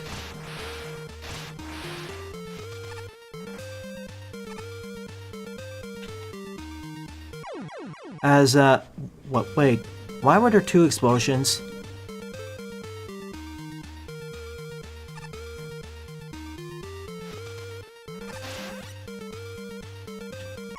Too early.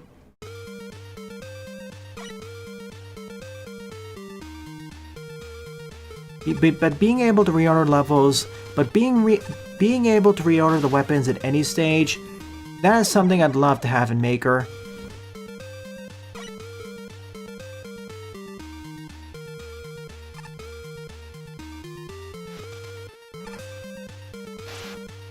I'm dead, and decide to go right through.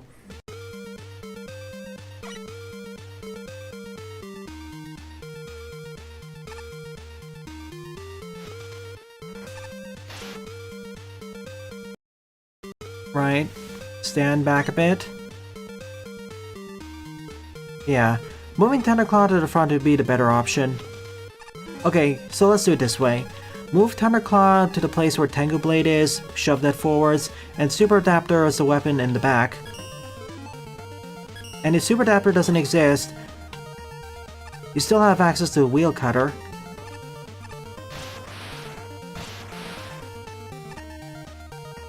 And the Wheel Cutter is a decent mobility option. Oh my gosh, yeah, this is the time for this.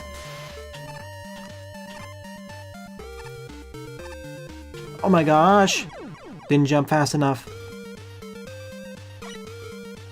Yeah, mobility-based weapons like this should take the highest priority.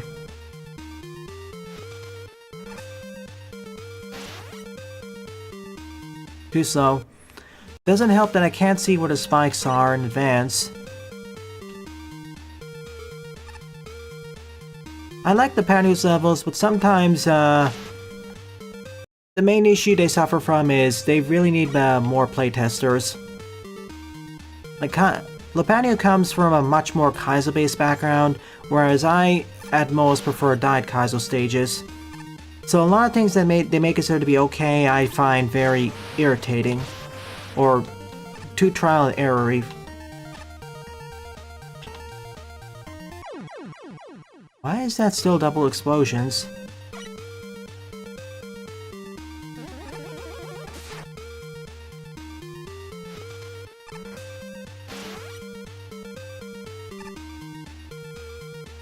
Like, honestly, I don't think not being able to see the spikes in this section really adds much to the stage. Like, come on, just make it visible. Didn't see fast enough.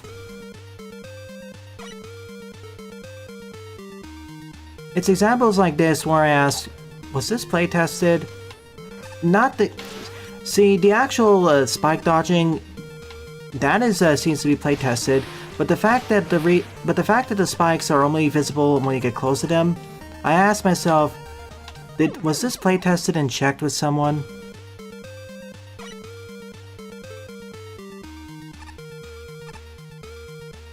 Like, whenever you add a gimmick to a stage, you should ask yourself, what does it actually add?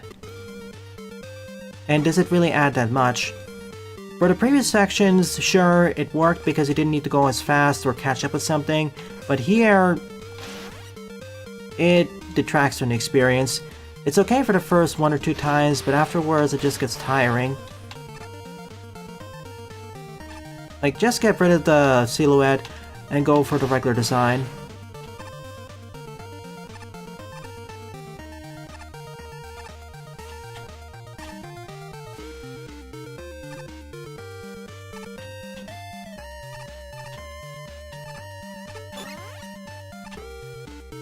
Oh my gosh, yeah.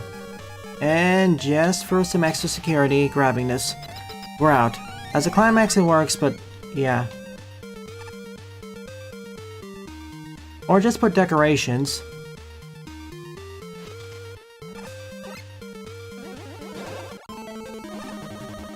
Oh my gosh, fire.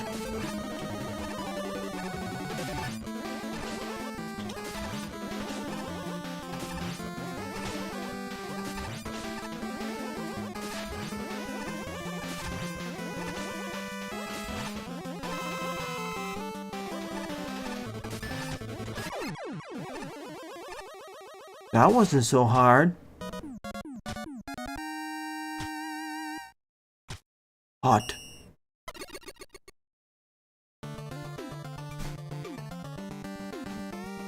It may be your first time putting this gimmick, but this is why you should have playtesters to check this. Like, the actual physical placement of the spikes themselves, I don't actually criticize, really. Issue is why obscure them. What does it really add to this part of the stage? It added to the earlier parts by forcing the player to be more careful and not just bum rush forwards. But here, when you already have to rush after the block, what does it really add to the stage, other than some more trial and error, or force the player to go a bit slower? Even then, it doesn't... removing it is not going to be that much of a loss. And there are plenty of ways to make the stage harder, see some of Lepati's previous stages. In that case, just make more difficult jumps, or more precise timings. There are many ways to make stages more difficult, more complicated, but not all of them are going to be as fun as each other, not even taking into account the player preferences.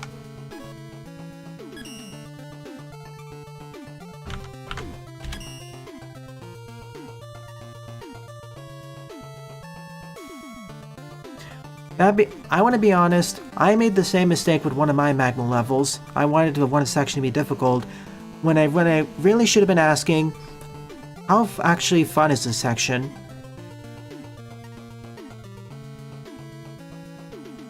Like, instead of asking yourself how difficult you want something to make, you should more be asking yourself, how much depth and complexity does this section offer? As not all hard sections of a level are actually that complicated. Or, an even better idea, how much player expression does this section allow for? And how much skill and how much depth and complexity does it have?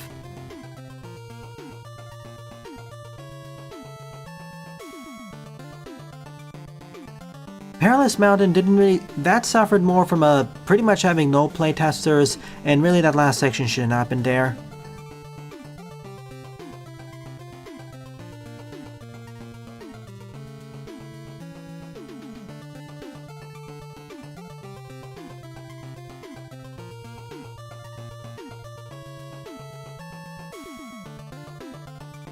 Are you I'm gonna take one issue with that statement, Jaden. Saying that's common sense, from my experiences, it's not. Or let me put it a different way. A lot of lesser experienced designers may agree with the statement in text, but don't really understand its full implications, or don't put into practice. It's one thing to agree with the text of the statement. It's another thing to actually understand its deeper meanings and connotations and implications, and also to actually apply it. Talk is cheap. Action is more expensive.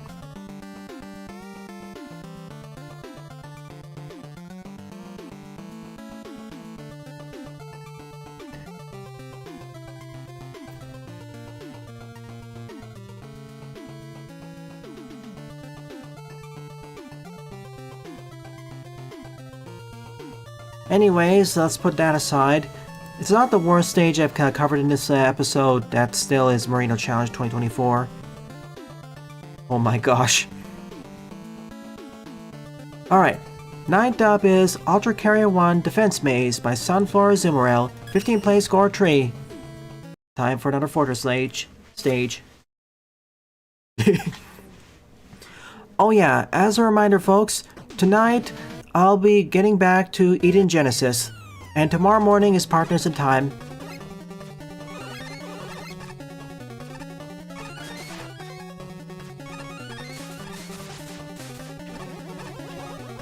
No, I don't want dodge roll.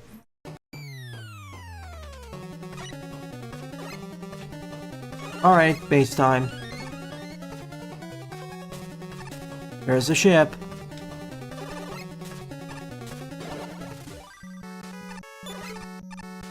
In we go. Then my answer to that Lepatio is, then don't use them. Then don't use invisible spikes. Or, not invisible spikes, but Proximity-based spikes, oh my gosh.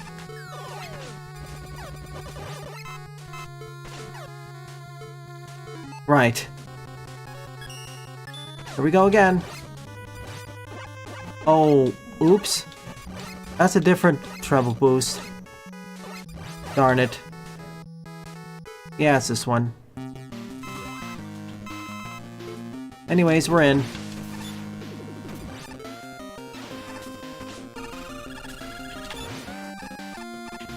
Take us down.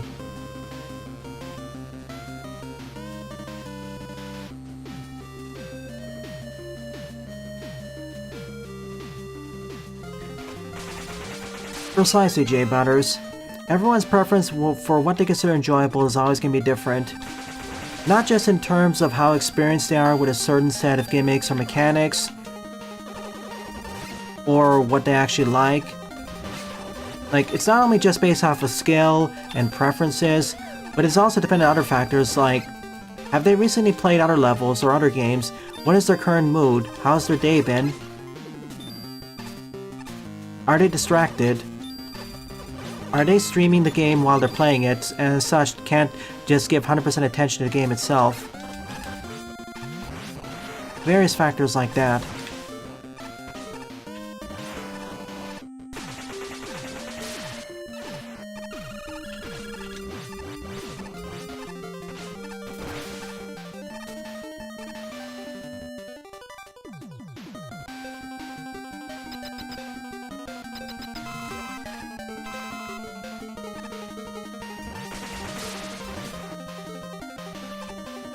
Ooh. Oh boy.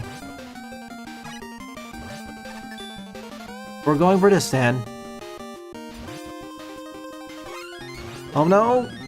Ah, I got caught in the corner. Well, I got my E&M tank. Wait. Is it still there? I mean, I could just freeze it, I guess. But I didn't want to just make the challenge so easy on myself, so... bleh.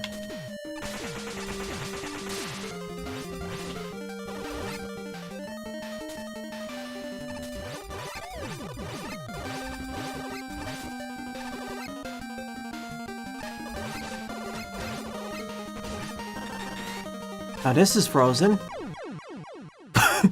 Tap. I understand...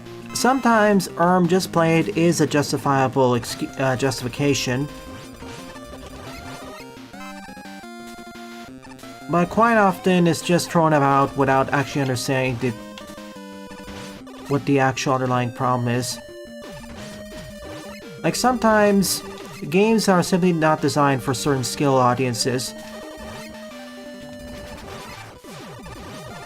And that I understand.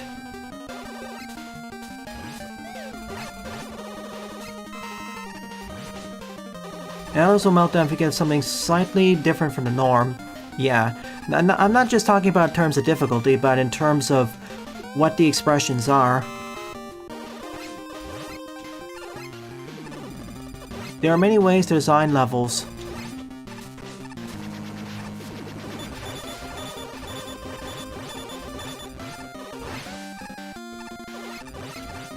Not just between the users, but between different groups of users and different groups of level designers. I could freeze it, Buster, but I don't want to just delete the challenge completely.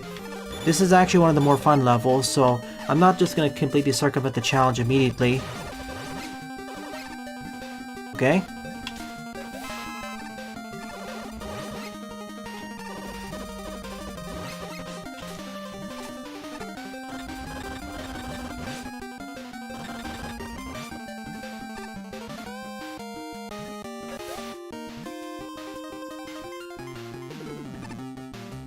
Like, if I was not having as much fun, I would have just done that immediately.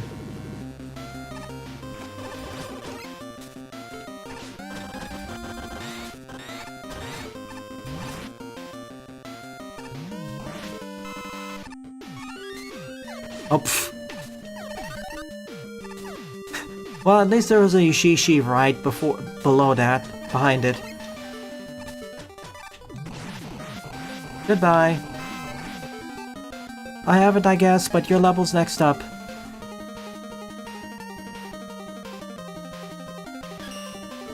Yeah, most people rating these higher scored levels aren't into level designing, nor highly esoteric gimmick uses, or more uncommon and unconventional uses of stuff.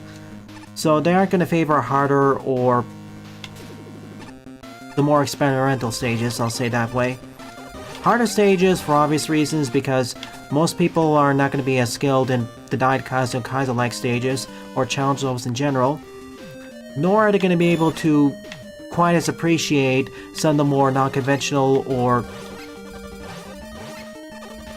less common uses of various mechanics and gimmicks in the interplay that results therein. And that's completely fair. Most people don't have the time. Most people don't have the time to fully experience the breadth and depth of level design in 2D platformers. And I'm just referring to 2D platformers. If we just expand into other genres, we could be here for at least a few more decades.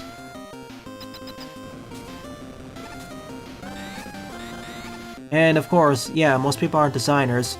Even most designers don't have that. Oh no. Okay, it's fine.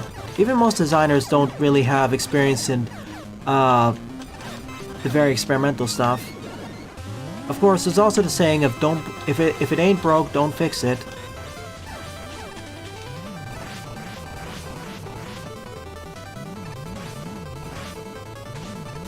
Woo woo woo. Goodbye.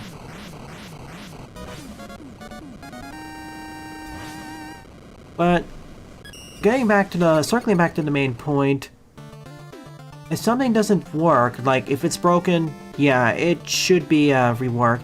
If it's an overall negative addition to most people, specifically with the target demographic or audience, then it should be addressed, critiqued, if not reassessed.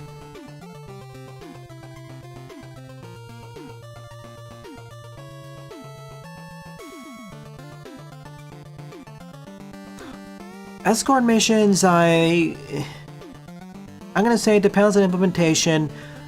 In many of old titles, however, yeah. I would say I don't like them. Then we get some more interesting ones where, I was gonna discuss Toy Commander and how its escort missions are more reverse escort missions, but we'll do that another time. Oh, let me rephrase it. There's also a discussion about reverse escort missions. See part of my playthrough of Toy Commander, which I really need to redo as an LP, but I can save that for another time.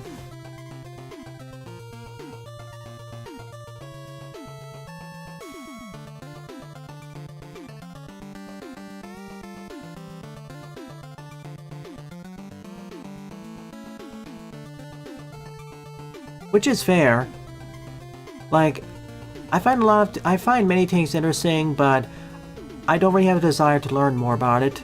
Like, my main focus is gaming, video gaming specifically. Well, and even then, I focus on a smaller subset of genres compared to the overall video gaming whole globe. Like, until Iwumi actually requested for me to cover Danganronpa, I pretty much was not interested in visual novels, period, outside of certain jokes, and one very specific, in-joke.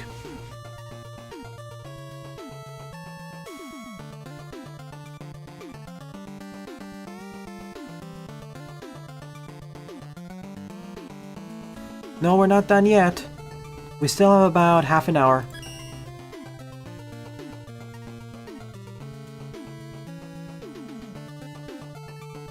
Like, Minnie's escort is good because, well, okay, sure, you're escorting her, and she may not be as durable, but she provides so significant buffs that it doesn't really matter as much, because now you're much more incentivized to actually stick with her because you're much more durable. In that case, she becomes like a walking buff tower.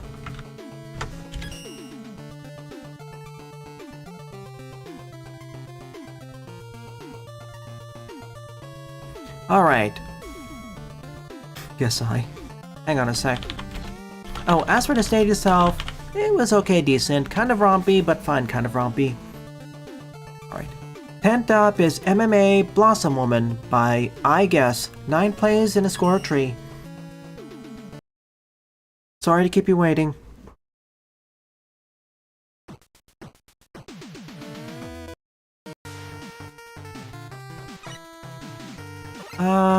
Yeah, I don't have any of these, so... In we go. Ooh.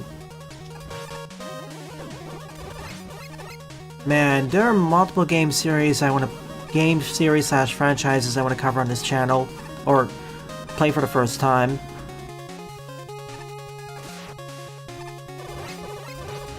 Yeah.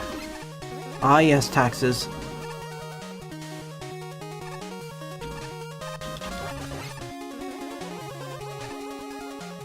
Oh yeah, Mega Man Buster Force. The series of fan ideas of a hero shooter starring Mega Man characters. I saw a bunch of those posts on the Mega Man subreddit. Cool stuff. Level packs called Mega Man Alliance. Speaking of game series or franchises I really want to eventually cover on the channel, I already expressed my interest of having a boomer shooter, marathon, retrospective, whatever. At least covering several of the mainline Sonic games, Crash Bandicoot,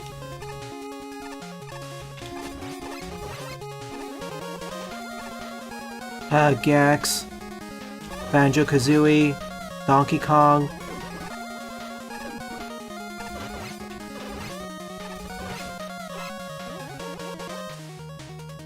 I mentioned Mega Man, I mentioned a Mega Man franchise before, but that's a given. The 3D Mario Collectathon, so I have a better basis. And of course, the Castlevania, many of the Castlevania games, because Metroidvanias. TVC's Team Fortress Classic, right?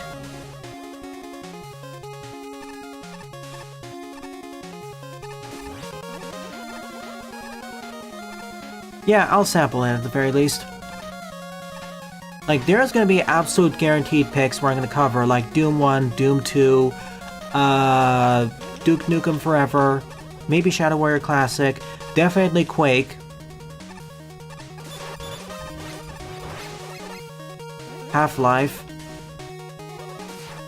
and then we're gonna end with, I guess, and the last game I'm gonna be the end with the retrospective of is gonna be Ultra Kill.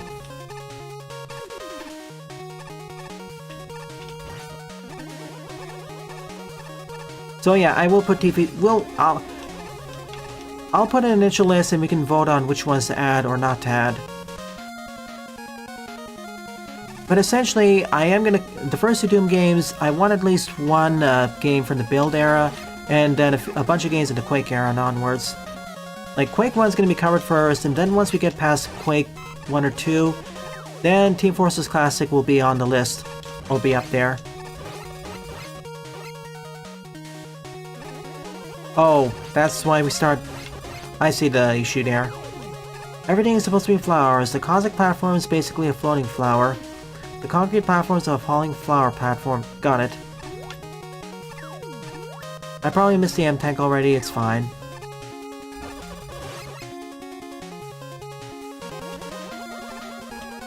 Oh, don't worry, Jaden. I pretty much do the same thing if I'm covering something that isn't a Sonic game, if that isn't a Mega Man game.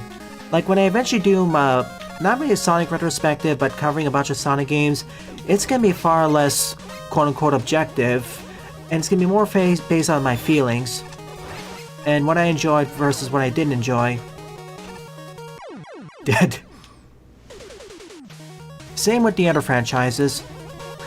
I'm much more comfortable making objective, quote-unquote objective discussions on Mega Man, mainly because I've played at least several dozen Mega Man games from not just the classic series, but also X, Zero, Battle Network, and a few of the side games. Whereas with Sonic, for example, Or Sonic and Mario, I've only played like a half dozen at most. Okay, with Sonic it's like a half a dozen. With Mario it's like a dozen. So I don't feel as comfortable with those. So when I eventually do cover games from them, it's going to be a lot more of feelings based. I am going to critique some things that I feel are going to be objectively frustrating. But overall it's going to be a lot more... Oh my goodness, crushed. If...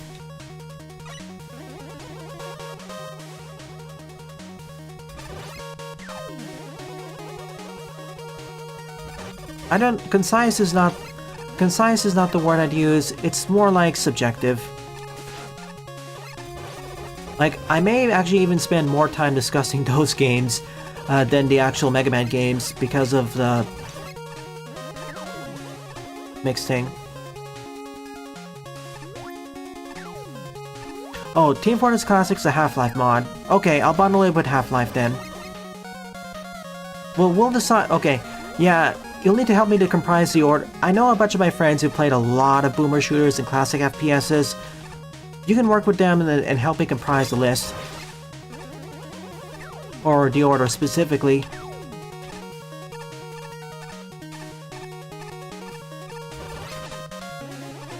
Again, part of the reason why I want to do this is because there's a lot of gaming franchises I really should know more about, and especially genres, and I do want to get more into boomer shooters. Heck, that's also the reason why I want to cover more Castlevania games, especially the Igavania stuff, because Metroidvanias are one of my favorite genres to cover and play, but I haven't even really played some of the stalwarts or main inspirations for Metroidvanias on the channel, or even on my own time. Super Metroid, Symphony of the Night. So I need to rectify that, and cover my bases. So I know more about what they are pulling from, and I can cover my bases better. And make less embarrassing mistakes. And yes, that also includes covering Hollow Knight. I own it.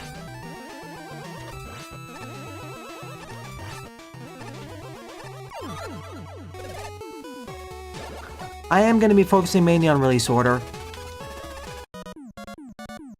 If two games come close enough, if multiple games come close enough to each other, we'll figure things out there.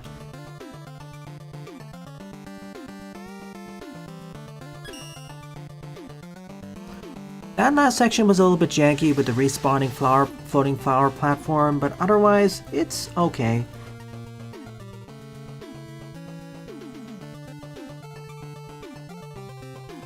But yeah, the two genres I really want to cover more of and do sort of retrospectives on are going to be Boomer Shooter Evolution and Evolution of Metroidvanias. And that reminds me, Metroid 2 is long overdue, the original.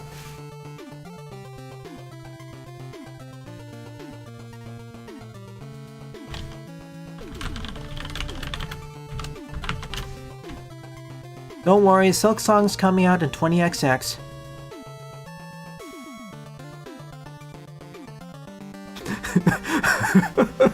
Oh man. Never mind. 48 Hour already released.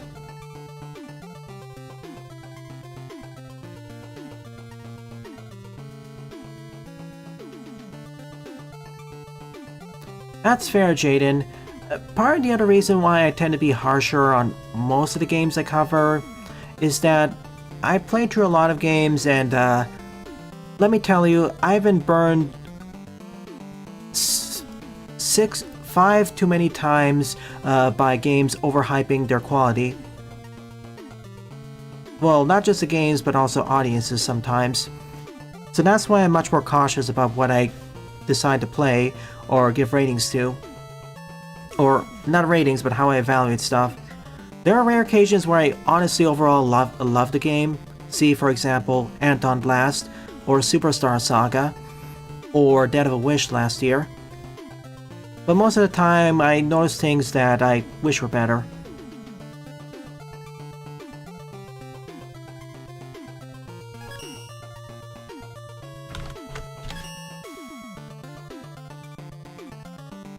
Yeah, they snap for very different reasons. It's like a lesson in opposites. Like, of all the games I covered last year, Dead of a Wish is second in terms of how important the story is to the gameplay, or story is to the overall experience. Only behind Your Turn to Die.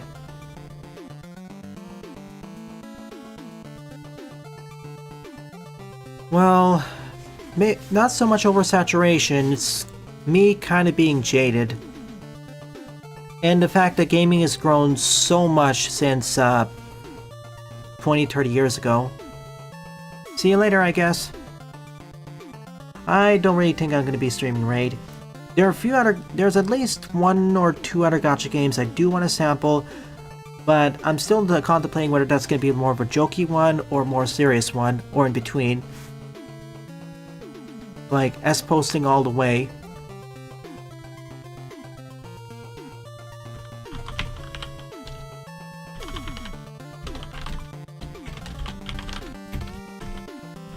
And besides, if I really wanted to gamble, I'd just play Balatro. Or Luck Be a Landlord. Or play at least one of the hundreds of roguelite titles that are on my games I eventually want to cover on the channel.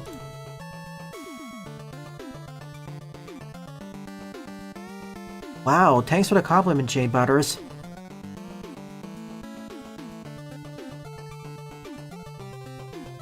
I never considered myself a mid-pack buff. Thank you. Alright, so 11th up is Crystalline Hope Intro Caravan by Arsonist. 17 plays and a score of 6.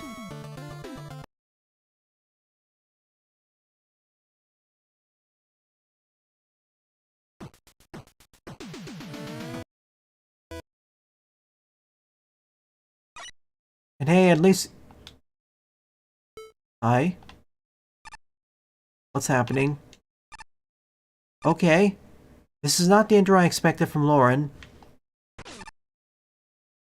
Down the tube. I mean...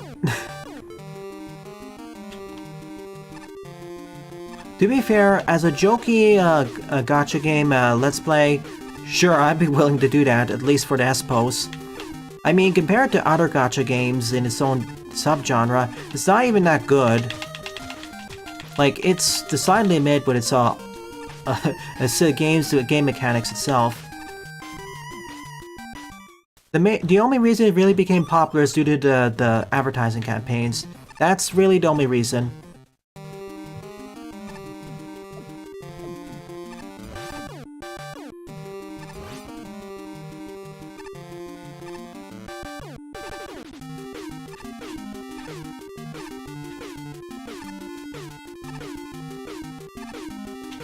Oh. Didn't grab onto me. Alright, get me out of here. E for everyone.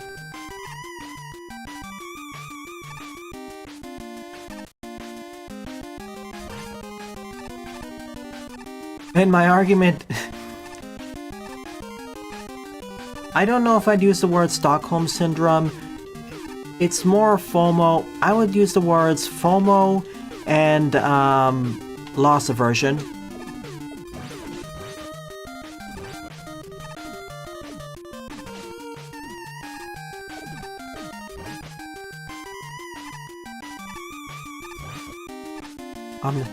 I'm sorry, Buster. It's a good...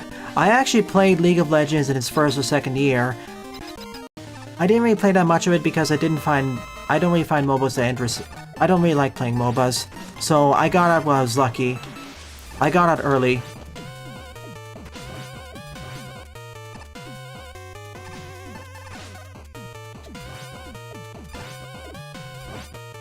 I was able to save I got out lucky and was not corrupted. Darn it. Alright. This is certainly a more unique intro stage that I totally wouldn't expect to come out for someone like Lauren. So, many props there.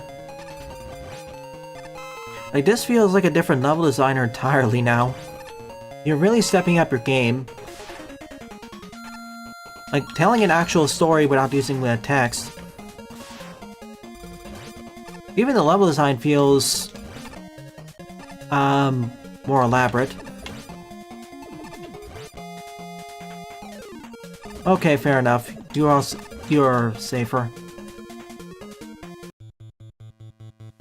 But yeah, as for a jokey series, like a short form, sure.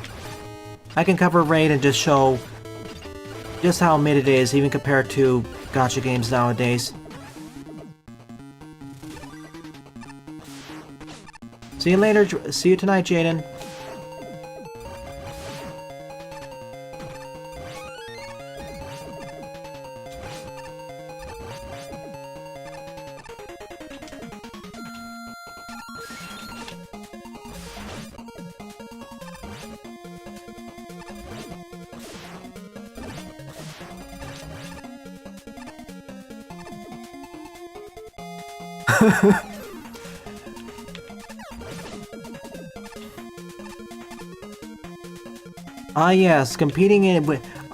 Competing amongst the B and C tier gacha games.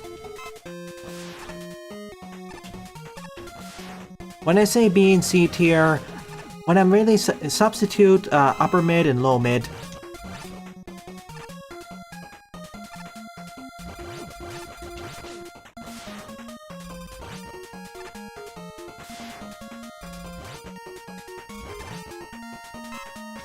Don't say that, Buster. Joe's gonna steal them then.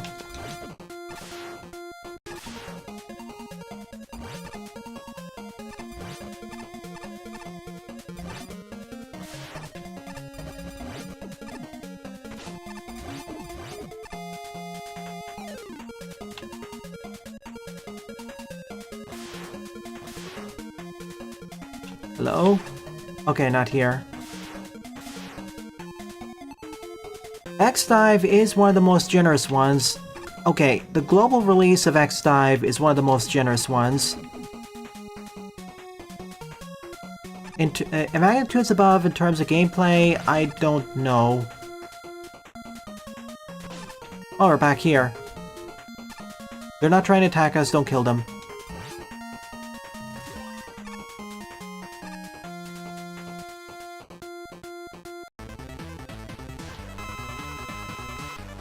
Yeah, when I say that... Okay, let me rephrase my statement. When I said global, I was referring to the Taiwan one. Thank you for correcting me, though. Global could mean like the one held by the official English version, which is don't play that one. It's badly balanced in terms of progression.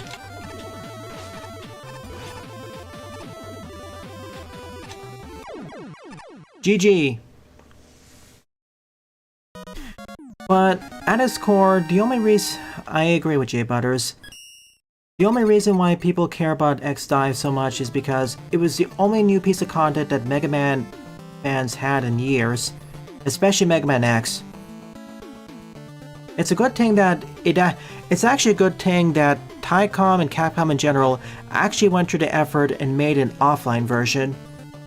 More gacha games should do that, really. I still miss Dragalia Lost and still kick myself for missing out on it. Like many gacha games, their core gameplay systems are fun and pretty engaging. See Dragalia Lost, for example. They would do pretty well if they're converted to single player.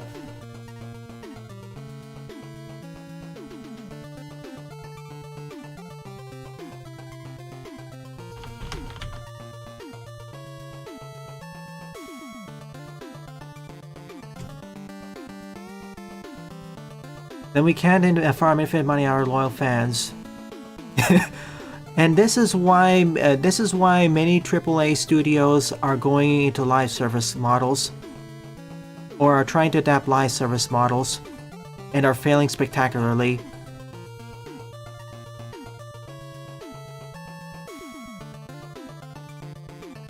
I will disagree with that, Buster, and say that it's most gacha games. But the point with the main thing that makes gacha games insidious is the whole Skinner box model and how most aspects of the gameplay, even if they're good at their core, they're to funnel you into going into try to pay for loot boxes. I'm just gonna simplify it. Everything or most aspects of the gameplay is to drive you into buying loot boxes.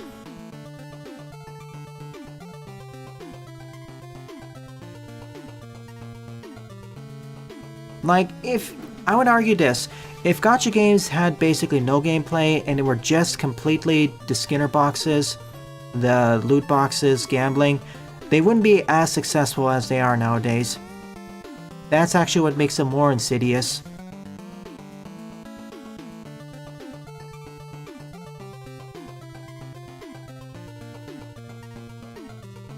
Like, don't get me wrong, don't get me wrong, as much as I sometimes defend the gameplay, I still think the whole overall business model of them is very unethical. Because gambling. I mean, credit where credit's due, I appreciate the games that do allow you to beat them relatively reasonably without spending a single dime. The issue is that they're basically subsidized by whales. Or enough people spending gambling money. It's not even just saying that people are buying guaranteed characters or expansion packs. That's one thing. It's just yeah. But we can save that whole discussion for another time when we actually get into Raid and another gacha game. Like, with Raid, I'm going to be much more critical. With the other one, I'm going to be less critical about that and more critical about the whole business model. Ah, dang it. But yeah, Infinite Money Printer go burr. Oh wait, we ran out of paper. Alright, enough about this side about gambling.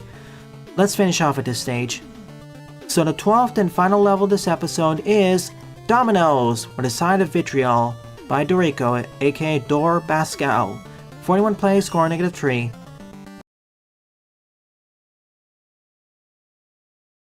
Oh boy, I have about 15 minutes.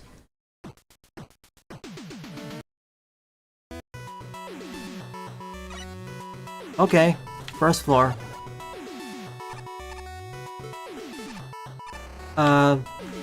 Okay.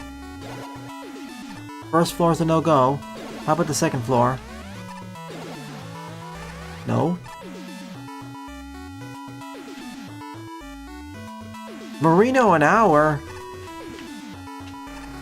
What?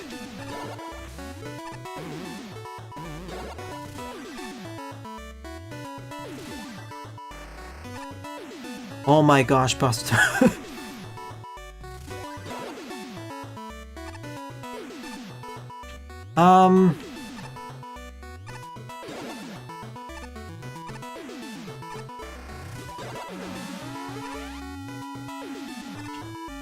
Where's my weapon?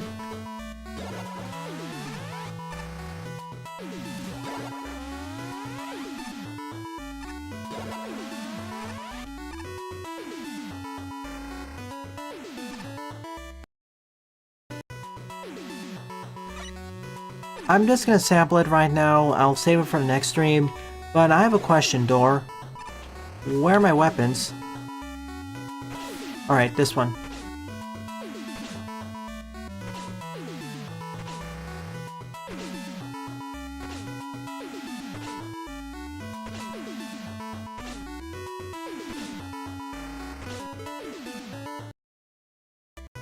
Oh no. Again, I'm not really well versed in terms of Mega Man Maker's peculiarities, so I'm horrible at these sorts of puzzle levels. Alright, artist, I want to ask a question. Are these challenges self-contained?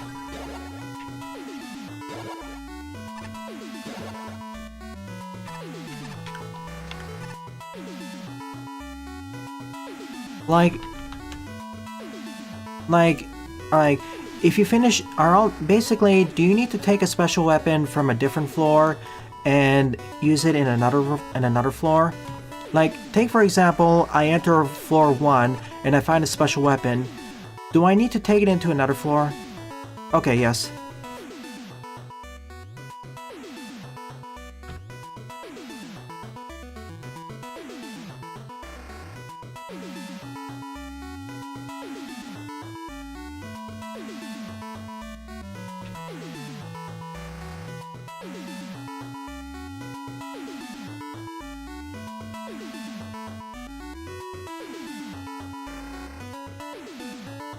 Okay, let me check out all the doors and then I'll figure out which one goes where.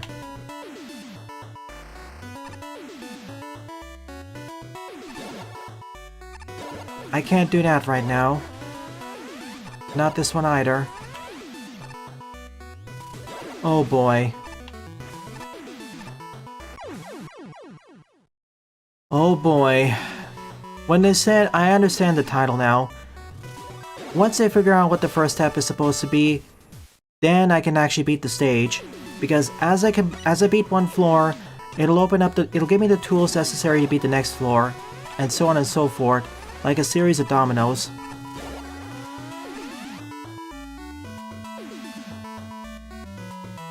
If only they moved left.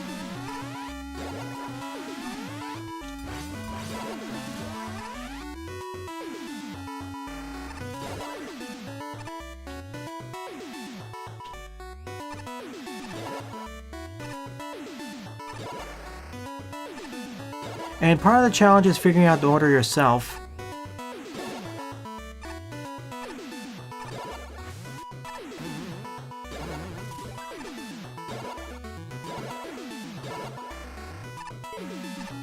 Like, the first step I need to do here is find a special weapon.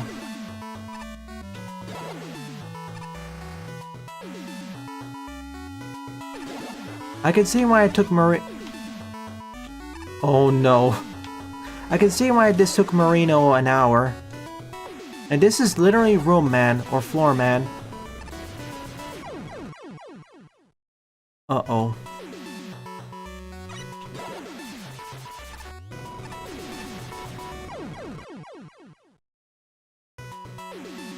Yeah, I'm bad at these. I'm really bad at these sorts of maker puzzle stages, so I think I'm just not even gonna cover it.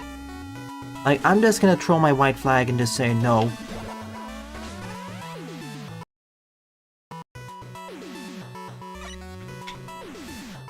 Like, I went through all the rooms, I still don't understand what am I supposed to do.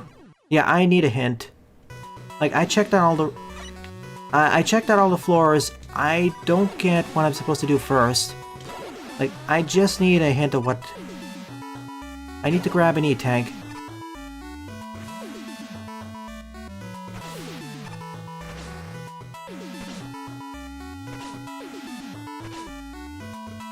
How do I...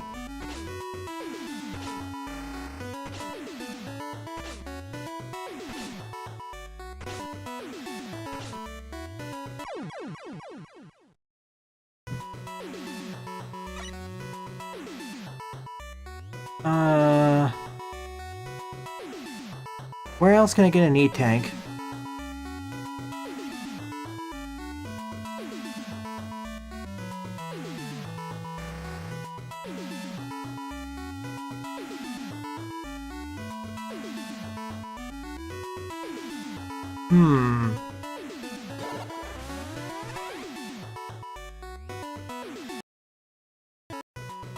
The answer to that is I need to hit a switch, and the switch will be active throughout the stage.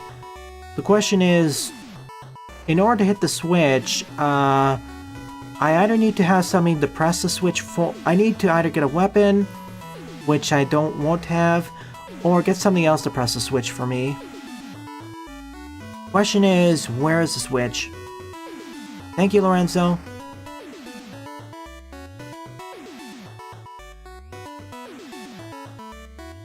Wait a sec, there was one room which did have a switch. Remember the force beam room?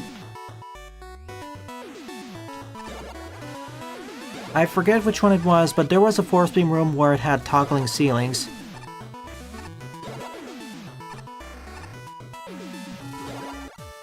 Not this one. Okay, this is one of the stages I'm gonna have to get a notebook for. I just want to get one domino knocked and then I'll sample later. Not this. Not this. Not this.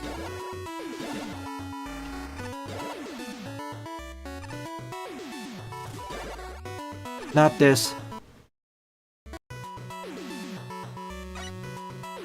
I'm pretty sure once you actually get to the stage 1, this is the room, 14. See?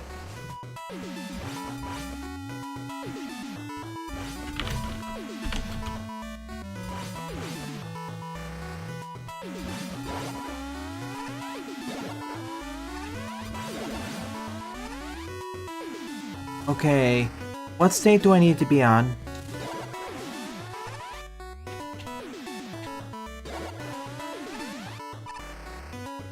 I had double toggled.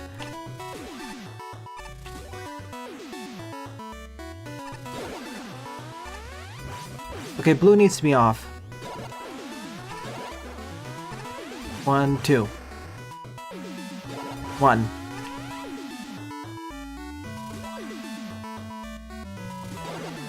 Where's the pool again?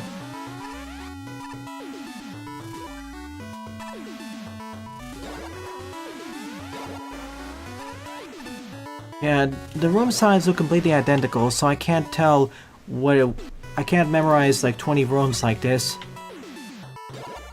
If they shared some of the color schemes, I could do that. Like, what was the acid room again? 6, thank you. Alright, I put on my notepad.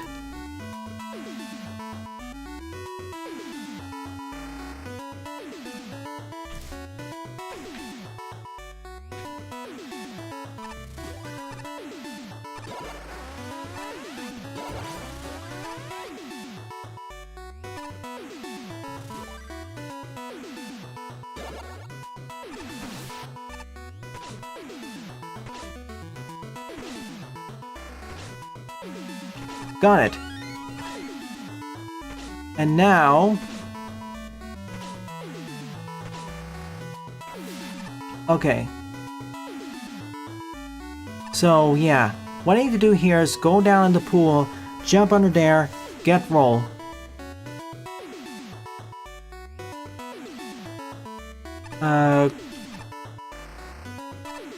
Here's the thing though. If I take damage... If I take damage, will it not just lock me in again?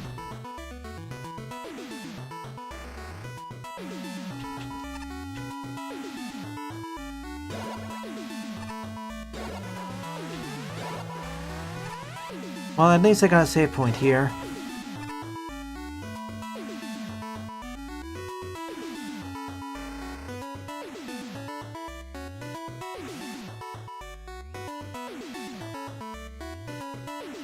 So okay, go under there, activate the tank, grab roll, but my iframes don't last long enough to actually get back out again. That's what I'm trying to question. Now, how do I do this then?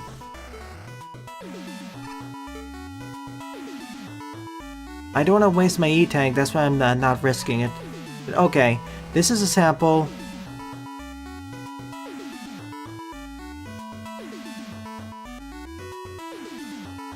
I understand that, Buster, but once I use the E-tank to get in to get roll, how do I get back out again? Because once I get roll, my iframes won't last long enough to be at 28 health, so I'll take damage and the blocks will still be there that will reappear and I'll be locked in.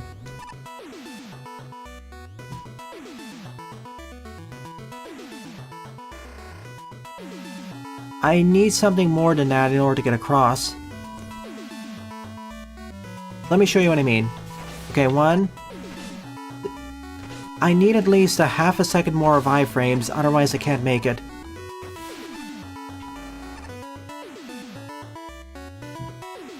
But it's a sample, so I'm just gonna show you what happens, and then I'll finish off the I'll just end the sample. Okay. 1, go.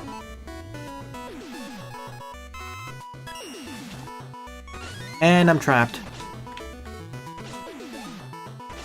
Yeah, I need a place with the grab buster. So yeah, I'm exiting out of here. This is a stage that will require its own stream, not so much because of the screen count, but because of how much of the room's floors you have to suss out. There's a very specific order or set of orders you have to do the stage in order to complete it. Hence why it's called dominoes. Once you get the first domino falling, the rest will fall afterwards. What I'm supposed to do is, once I get the E-Tank, return to another room that requires me to damage boost, and then use that to find the grab buster, or the tool that's required to get to the grab buster, and it's probably the yellow force beam room. Remember that room with the octopus batteries?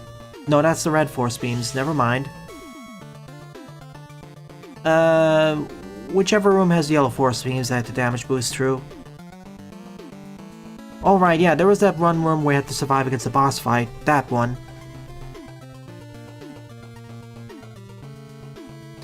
I'll see a door, but it'll probably be saved for an evening stream. In any case, thank you for sending it though.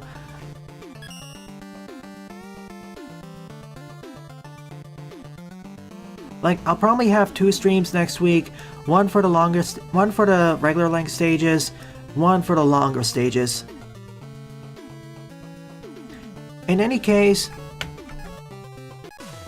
of the 11 levels I covered and fully completed today, my favorite one would definitely be Fish on a Sticks level MSSS Darkonius' Deadly Dropshipping Dungeon.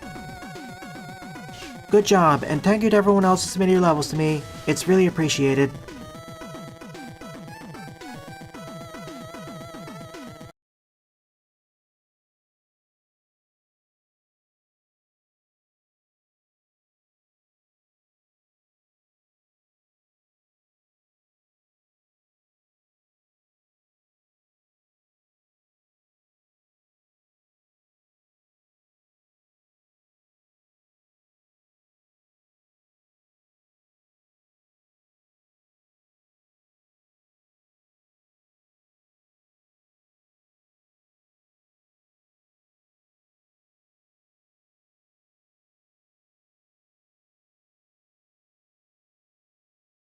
One sec, gotta answer DMs.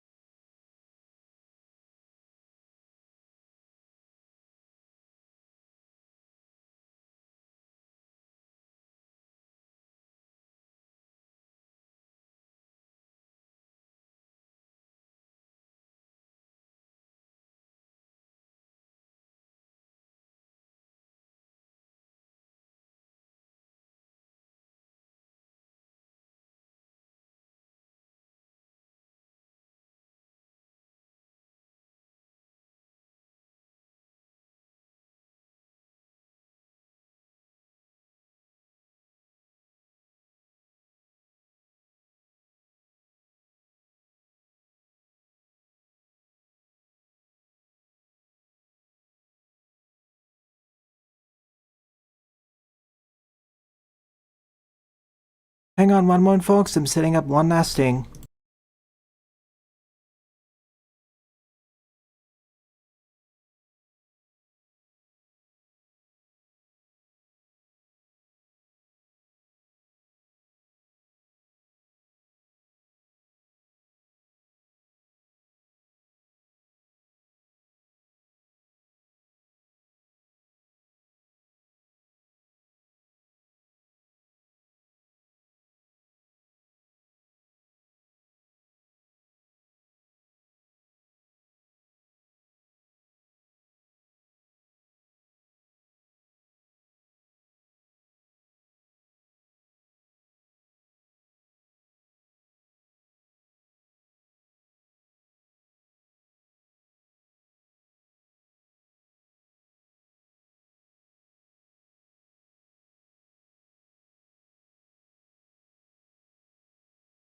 Alright then, we are here.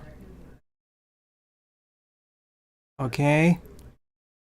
Alright, Scruffy Sigma, sprite by Super Freak Steph. Okay, I'm gonna repost that. Thank you. Lesson start. Aim to be a grand pizza tower.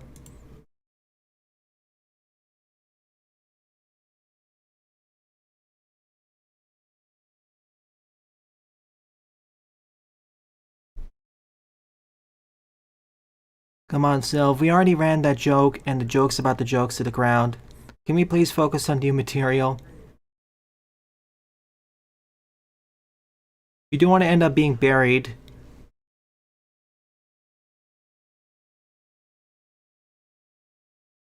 Exercise. New Dawn in 2025.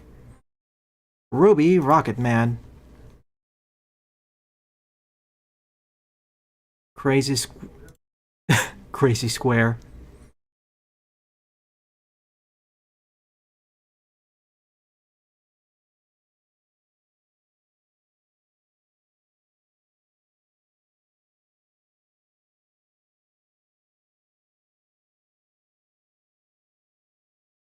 Lol. I'm also sharing this on the memes part of that. Thank you. In any case, this concludes the art showcase and subsequently the end of the stream. Thank you very much to everyone who either submitted their levels, submitted their art, or simply participated in chat. It's thanks to your continued support why I continue to produce new content for our channel. It's really appreciated. Also, even if I don't exactly agree with your positions, I still appreciate your the time you spend here nonetheless. You're all fairly respectful.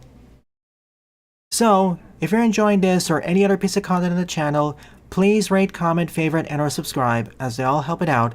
Don't forget to follow me on X, Mastodon, and Blue Sky as well, and join my Discord server, as I regularly post updates there. Thank you very much for watching, and I hope to see you all later.